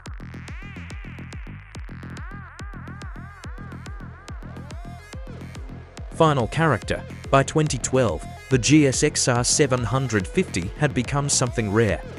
A pure mechanical sport bike, no complicated electronics. No massive horsepower wars, just balanced chassis. Strong engine, proven reliability. For many riders, it remained one of the most rewarding sport bikes ever produced. 2012 Suzuki GSX-R1000. While the 750 carried over its 2011 redesign, the GSX-R1000 received significant updates for 2012. This model introduced something Suzuki had resisted for years: traction control. The changes focused on improving rideability and control, not chasing the highest horsepower numbers. What's new? Major upgrades included new traction control system, Showa big piston fork, Brembo monoblock brakes, lighter wheels. Revised engine internals, updated exhaust. This was the largest model update since the 2009 redesign. Engine 999.8cc inline-4. Bore time stroke 70 for 0.5 times 57.3 mm. Changes included revised camshafts, lighter pistons, updated exhaust flow. Independent dynos measured 160 to 165 horsepower at the rear wheel. Power delivery focused on strong mid-range rather than peak numbers. Traction control. This was the first traction control system on a GSX-R1000. 5. Selectable levels. Level 1, maximum intervention. Level 5, minimal intervention off, system disabled. The system monitored front and rear wheel speed differences. It was simpler than later IMU systems, but still a major step forward. Suspension. Front, Showa big piston fork. Rear, fully adjustable, Showa shock. The BPF, improved braking stability. Front end, feedback brakes. Front, Brembo monoblock calipers, 310mm discs. Rear, 220mm disc. This upgrade replaced the Tokiko brakes used previously. Weight, wet weight, 203 kilograms. The lighter wheels improved. Steering response, acceleration feel. Official 2012 colors, Suzuki offered 3 schemes. Blue, white, black, red, white, blue. The blue-white scheme remained the most iconic, continuing Suzuki's racing heritage. Reliability. The GSX-R1000 engine platform had already proven extremely durable. Observations from mechanics, strong bottom end. Very reliable transmission, engines often exceed 80,000 kilometers with proper maintenance. Minor issues occasionally reported. Charging system heat, exhaust valve, servo wear. But overall reliability remained excellent. Rider and mechanic opinions. Many experienced riders described the 2012 model as less flashy than rivals, but extremely rideable. It didn't dominate spec sheets, but it offered predictable handling, smooth power delivery, strong reliability. Competition. The liter bike class had become extremely aggressive. The 1000 faced intense competition from bikes like the BMW S1000R, Kawasaki Ninja ZX-10R, and Yamaha YZF-01. Compared to these machines, advantages: predictable handling, strong mid-range power, excellent reliability. Disadvantages: fewer electronics, slightly lower peak horsepower. 2013 Suzuki GSX-R750. The bike remained mechanically unchanged from the 2011 redesign. Suzuki continued refining the same platform that had already proven to be one of the most balanced sport bikes in the supersport category. By this point, it had become something unusual in the industry. It was the only mass-produced 750cc supersport motorcycle still available. Most competitors had focused strictly on 600cc racing classes or 1000cc superbikes, leaving Suzuki alone in this middle displacement category. What's new? Updated paint and graphics. Mechanically, the motorcycle remained identical to the 2012 model. Suzuki was prioritizing stability and reliability rather than constant redesigns. Engine 749cc liquid-cooled inline-4. DOHC 16 valves, bore time stroke 70.0 times 48.7 mm. Fuel system Suzuki SDTV dual throttle valve injection. Independent dyno testing from outlets such as Cycle World and Motorcycle.com continued to record 135 to 140 horsepower at the rear wheel. Engine character remained one of the bike's biggest strengths. Smooth power delivery, strong mid-range torque, very predictable throttle response. Electronics. The electronics package remained very simple. Suzuki Drive Mode Selector, SDMS. 3 power modes of mode, full performance. B mode, soft to mid-range. C mode, reduced power, for poor traction. There was still no traction control system, which was becoming increasingly common on rival sport bikes. Official colors. Suzuki offered 3 main factory schemes. Blue, white, the classic GSX-R racing colors. Black, red, a darker scheme with red highlights. White, blue, a reverse racing scheme with white as the dominant color.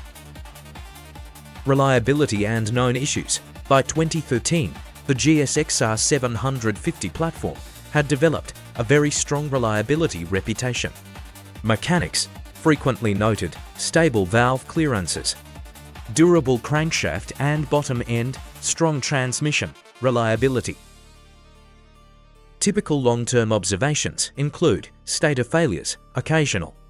Some bikes required stator replacement after 30 to 50,000 kilometers, particularly if used heavily on track. Regulator heat. Charging system regulators could run hot during aggressive riding. However, these issues were not considered widespread failures. Overall, reliability reputation remained excellent. Experienced rider opinions. Track day instructors and experienced riders continued to praise the bike. Common feedback included easier to ride, fast than a 1000, more exciting than most 600s, extremely predictable chassis. Many riders described it as the perfect balance between agility and power. Competition. Although the bike had no direct 750cc rival, it faced competition from both supersport and superbike categories. Main supersport competitors included the Yamaha YZF-R6 and Kawasaki Ninja ZX-6R. The 2013 ZX-6R was particularly important because Kawasaki increased displacement to 636cc, giving it noticeably stronger mid-range torque. Against these rivals, advantages of the GSX-R750. Significantly stronger acceleration. Better street usability. Disadvantages. Slightly heavier feel in tight corners. Final character. By 2013, the GSX-R750 had become a refined, mature platform. It wasn't the newest or most technologically advanced sport bike, but it remained balanced, reliable, extremely capable on both road and track. For many enthusiasts, it represented the last true middleweight supersport formula. 2013 Suzuki GSX-R1000.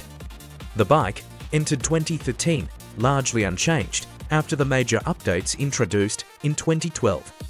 That redesign had added traction control, improved suspension, and upgraded brakes. Suzuki focused primarily on cosmetic updates and continued refinement.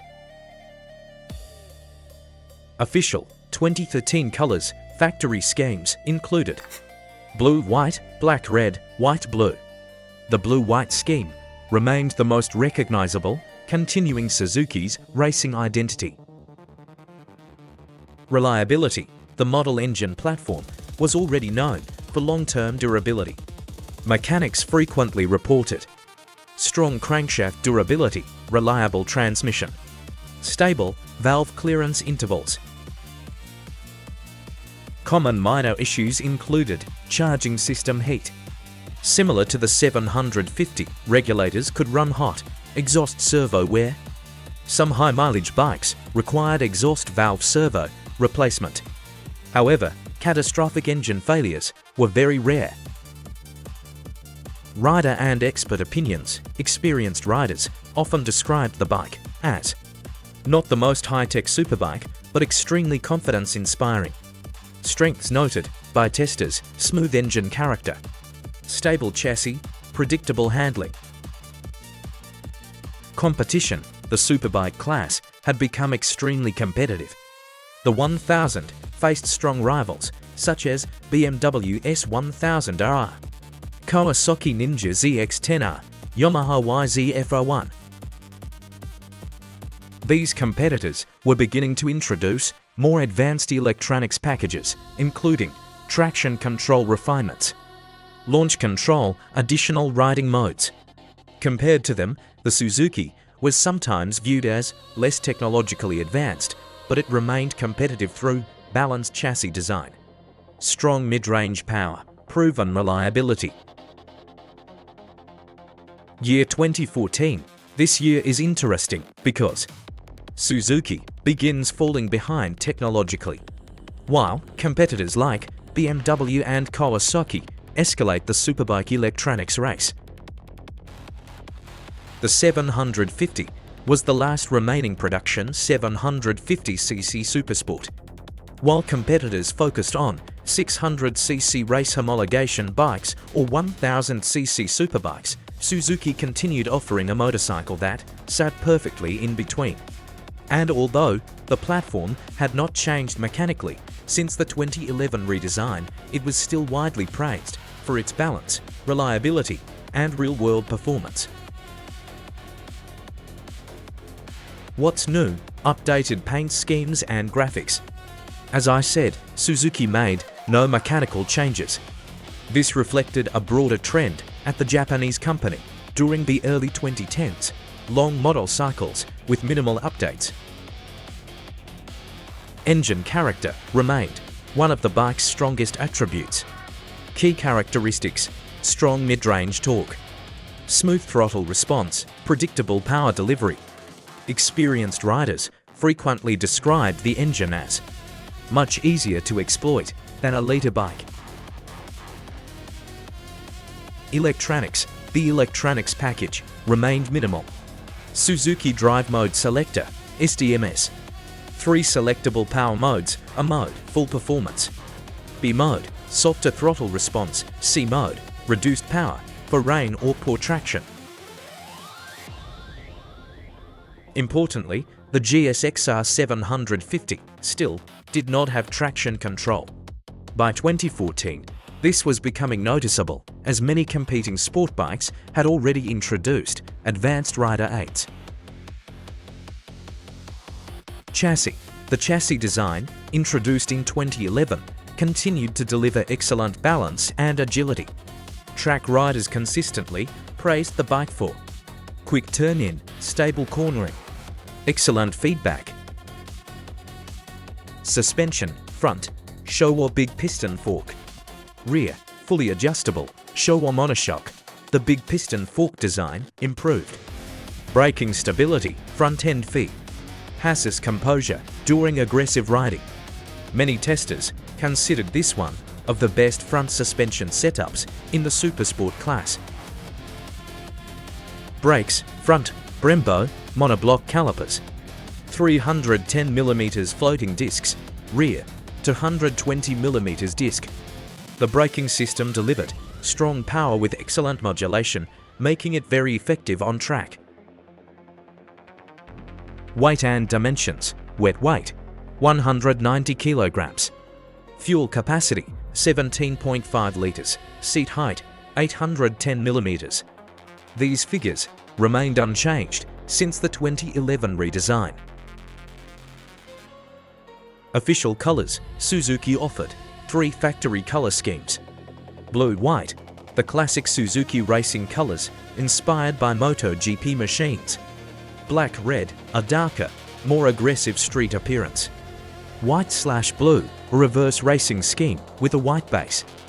These color combinations maintained the long GSX-R visual identity. Reliability and known issues. By 2014, the 750 platform had developed an excellent reliability reputation. Mechanics frequently described the engine as one of Suzuki's most durable supersport engines. Common observations from long-term owners include stator wear. Some bikes required stator replacement after 30 to 50,000 kilometers, particularly if ridden aggressively. Regulator, rectifier heat, charging system components could run hot in heavy traffic or track use. However, catastrophic engine failures were very rare.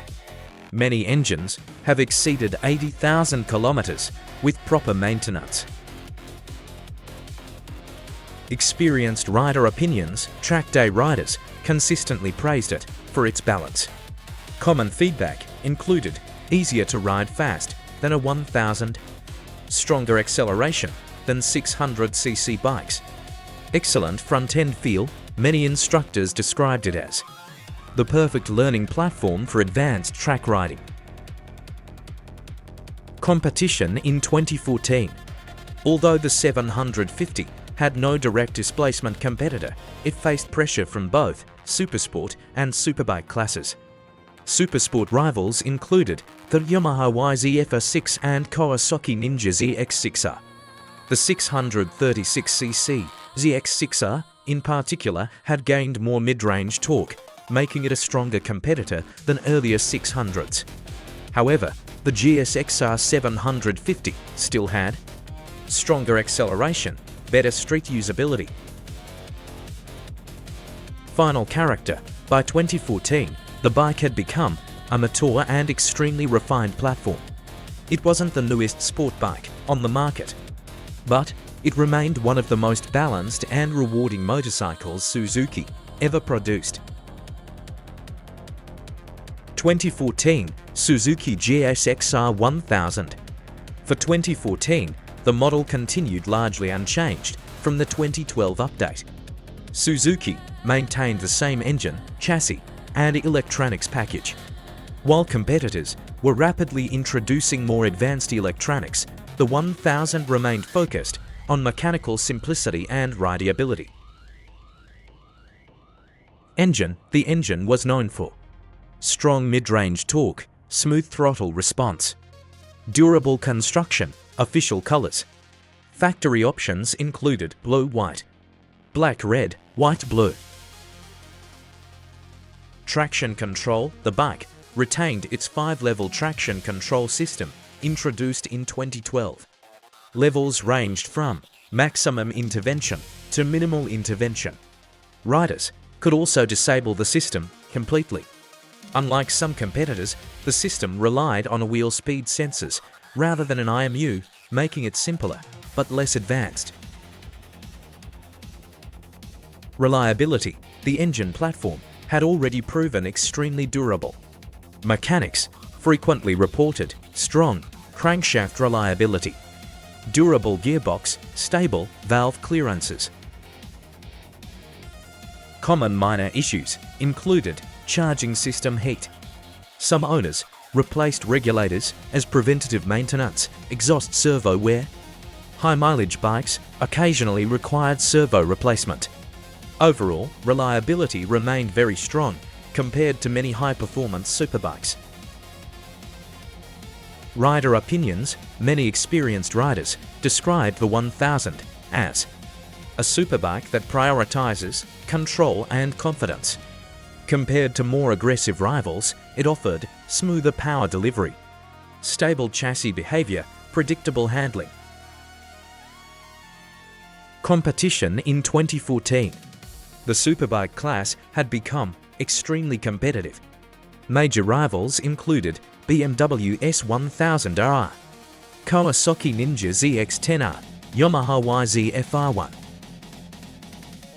These motorcycles were introducing advanced electronics packages, additional rider aids, higher peak horsepower. Compared with them, the GSX-R was sometimes viewed as less technologically advanced, but it remained respected for mechanical durability, stable chassis design, usable power delivery. The 2015 is actually a turning point because competitors start massively upgrading electronics, while Suzuki's lineup remains almost unchanged, which becomes a big talking point among riders and reviewers. Mechanically, it was unchanged from the 2011 redesign, which meant riders got the same light, agile chassis and strong mid-range engine. The focus was on refinement, reliability, and aesthetic updates as Suzuki concentrated R&D efforts on the GSX-R1000 and new liter class technologies. Engine performance remained 135 to 140 horsepower at the rear wheel, dyno tested. Smooth, predictable throttle delivery, strong mid-range torque, ideal for street and track. Rider consensus: this engine doesn't overwhelm, but rewards precision. A 600 with liter bike attitude. Electronics: Suzuki Drive Mode Selector, SDMS, OB, C modes. No traction control or wheelie control. By 2015, rivals had started offering advanced electronics, but the 750 stayed mechanically pure. Official 2015 colors: blue, white, classic racing, black, red, street-oriented. White, blue, reverse racing style. Reliability and known issues: very reliable engine, mechanics report little wear on long-term bikes. Occasional stator replacement after 30 to 50,000 kilometers. Regulator, rectifier heat in extended aggressive riding. Overall, the 2015 750 is considered one of the most durable middleweight sport bikes ever built. Competition: direct 750cc rivals no longer existed. The bike faced Yamaha YZF-R6, Kawasaki ZX-R 636 compared to 600cc bikes. Better acceleration and top-end speed, slightly heavier in tight corners. Liter bike comparison: BMW S1000R, Kawasaki ZX-10R. Advantages: lighter, more agile, easier to ride at limits. Disadvantages: fewer electronics, less outright, peak power. Rider and mechanic opinions: riders, balanced, rewarding, no surprises. They praised its balanced handling and braking precision, noting it teaches you corner speed without tricks. Mechanics: simple to maintain, reliable, parts widely available. YouTubers and track reviewers: the last pure 750. Everything else is electronics and numbers. Final verdict: the GSX-R750 remained the ultimate middleweight sport bike for enthusiasts. It rewarded skill, precision, and control, and continued to stand out in a market dominated by 600s and liter bikes. 2015 Suzuki GSX-R1000.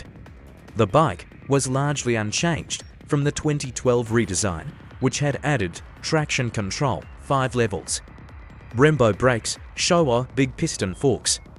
Lighter wheels: the model received only updated color schemes, but the platform remained a highly capable, mechanically focused superbike. Engine dyno tested: 160 to 165 horsepower at the rear wheel. Engine character: strong, mid-range torque. Smooth delivery, durable construction. Riders: not the flashiest, but you can exploit it all day. Traction control: 5 selectable levels.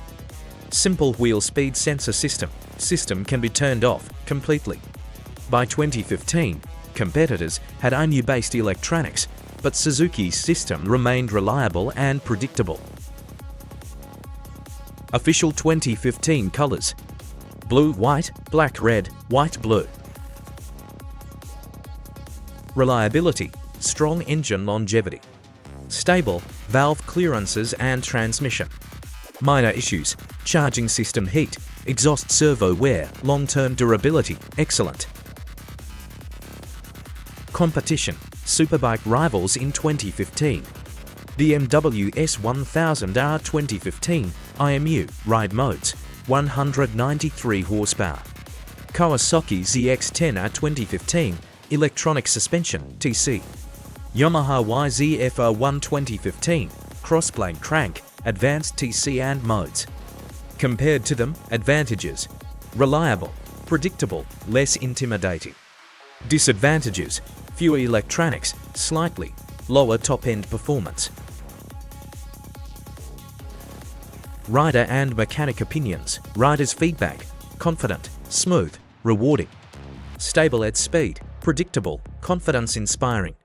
Mechanics: durable, serviceable, simple electronics. YouTubers: not flashy but usable, great for skilled riders. Final verdict: the 2015 GSX-R1000 remained a mechanically focused superbike.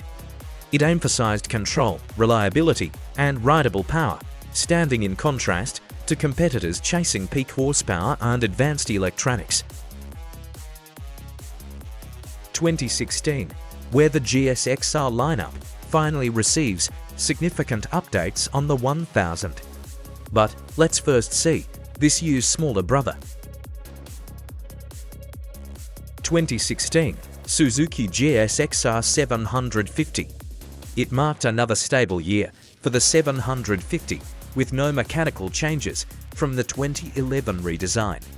By now, the bike was truly the last remaining production middleweight supersport, sitting between 600s and 1000cc liter bikes. The bike's reputation was unmatched for balance, agility, and reliability. Riders who wanted a forgiving, predictable, yet capable supersport still turned to the 750. Performance: 135 to 140 horsepower at the rear wheel. Strong mid-range torque. Smooth, predictable throttle delivery, experienced riders. A middleweight that feels like a 600 on steroids, precise, fast, and confidence-inspiring. Electronics: DMS, 3 power modes, ABC. No traction control or wheelie control. This was increasingly rare in 2016, as most rivals were packing full electronics suites. Brakes: Brembo, monoblock 310mm front, 220mm rear. Track and rider impressions: stable, precise, and communicative through corners and braking zones. Weight and dimensions: wet weight, 190 kilograms. Fuel capacity: 17.5 liters. Seat height: 810 millimeters. Official colors: blue, white, classic racing. Black, red, white, blue. Competition: still, no direct 750cc rivals existed. The bike's competition was effectively Yamaha YZF-R6 and Kawasaki ZX-6R 636. Advantages: more usable acceleration. Stronger, mid-range, street-friendly. Disadvantages: slightly heavier than 600s in tight corners. Lighter bikes of year 2016, BMW S1000R. Kawasaki ZX-10R. Advantages: easier to exploit at non-track speeds, more forgiving chassis. Final verdict: by 2016, the GSX-R750 had become a mature, legendary middleweight, reliable, balanced, and rewarding for skilled riders. It was the last pure supersport formula in production, which made it a favorite among enthusiasts and track day riders. 2016, Suzuki GSX-R1000. This was a major year for the model, marking a significant update to engine, chassis, and electronics. Suzuki focused on lighter components, more compact, responsive handling, improved electronics package. This made it one of the most competitive lighter bikes of the year. What's new? Revised pistons, camshafts, and fuel mapping. Lighter crank and internal components. Showa big piston fork and revised rear shock tuning. Traction control upgraded 5-level. Brembo monoblock brakes remain. New bodywork for better aerodynamics. The bike weighed slightly less than the previous 2015 model thanks to internal lightning. Engine: 999.8cc inline 4. Bore time stroke: 70 for 0.5 times 57.3 mm. Dyno tested 160 to 165 horsepower at rear wheel, engine improvements enhanced. Mid-range torque delivery, smooth throttle response.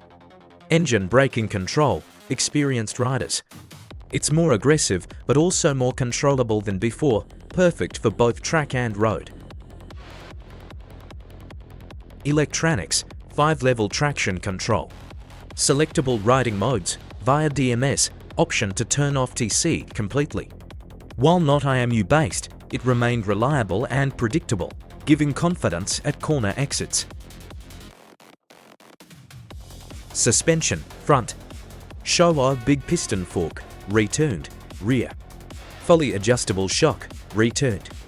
Rider impressions, excellent stability, sharper handling, more responsive turn-in. Official colors, blue, white, black, red, white, blue. Reliability, very durable, engine and transmission. Minor issues, regulator heat, exhaust servo wear. Mechanics report, improved internal components, reduce long-term wear. Competition, Superbike class rivals in 2016. BMW S1000RR, advanced IMU, multiple modes, 193 horsepower. Kawasaki ZX-10R, electronic suspension, traction control, 200 horsepower. Yamaha YZF-R1, crossblade crank, advanced electronics, compared to rivals. Advantages: more predictable handling, strong mid-range, lighter internal engine components. Disadvantages: fewer electronics than BMW, Yamaha, slightly lower peak horsepower.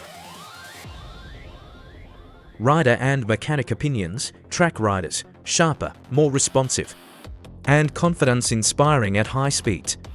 Rider impressions, excellent stability, sharper handling, more responsive turn-in. Mechanics, internal engine lightning. Is smart, reduces wear and improves responsiveness. YouTubers, one of the best GSX-R updates in years, still a pure superbike at heart. Final character, the 2016, represents a modernized, competitive liter bike, balancing traditional GSX-R rideability with updated electronics and engine improvements.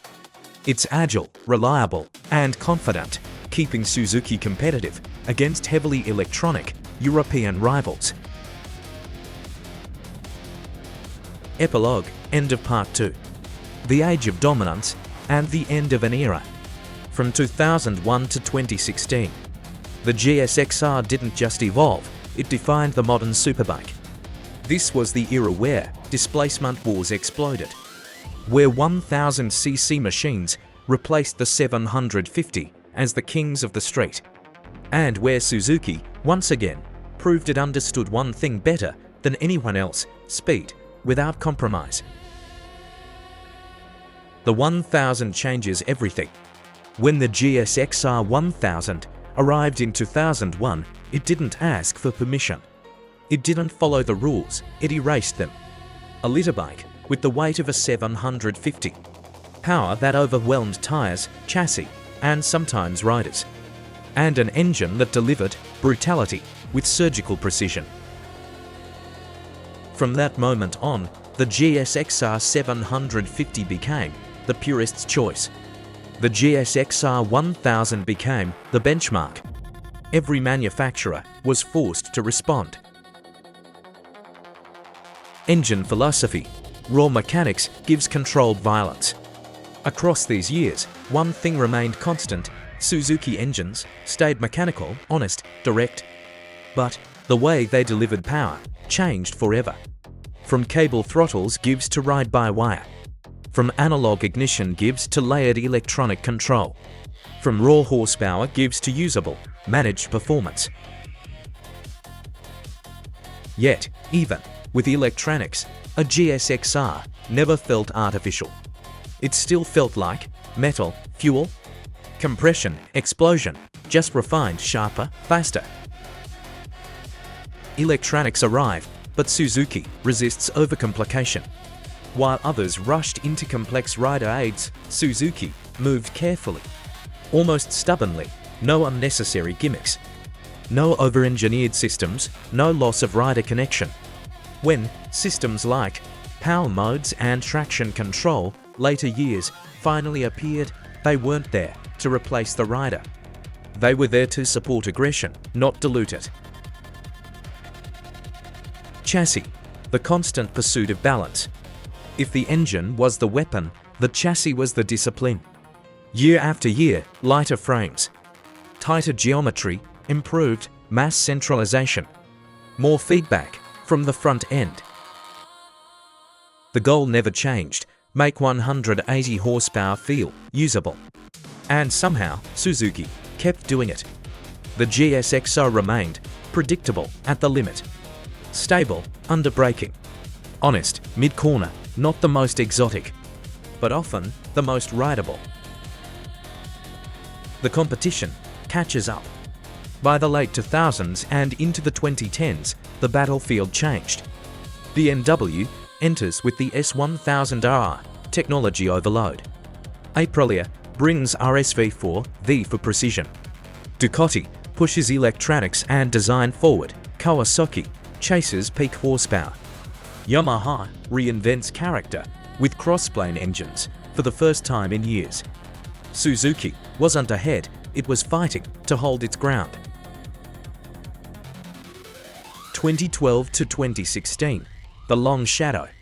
The updates slowed, the platform aged, the GSX-R1000. Once revolutionary, became familiar, still fast, still brutally effective, still respected, but no longer untouchable. And the GSX-R750, it remained something unique. The last true middleweight superbike, not because it had to exist, but because Suzuki refused to let it die. What this era really means, 2001 to 2016, is not just evolution. It is the rise of the litterbike era, the transformation of power into controlled performance, the moment electronics entered the superbike world, the last stand of mechanical purity. This was the bridge between old-school brutality and modern intelligence. Final word. By 2016, the GSX-R was no longer the newest idea, but it was still something rare. A superbike that never forgot what it was: raw, mechanical, unapologetic. It carried the DNA of 1985 through an era that tried to digitize everything. And yet, the world was changing faster than ever. Stricter emissions, smarter electronics, new rivals built from a completely different philosophy. The question was no longer just about speed, it was about survival. The story does not end here, because what comes next is not just another chapter, it is a transformation. A fight between heritage and innovation, between analog soul and digital precision. Part 3 continues the story. From 2017 to 2027, the next evolution of the GSX-R begins.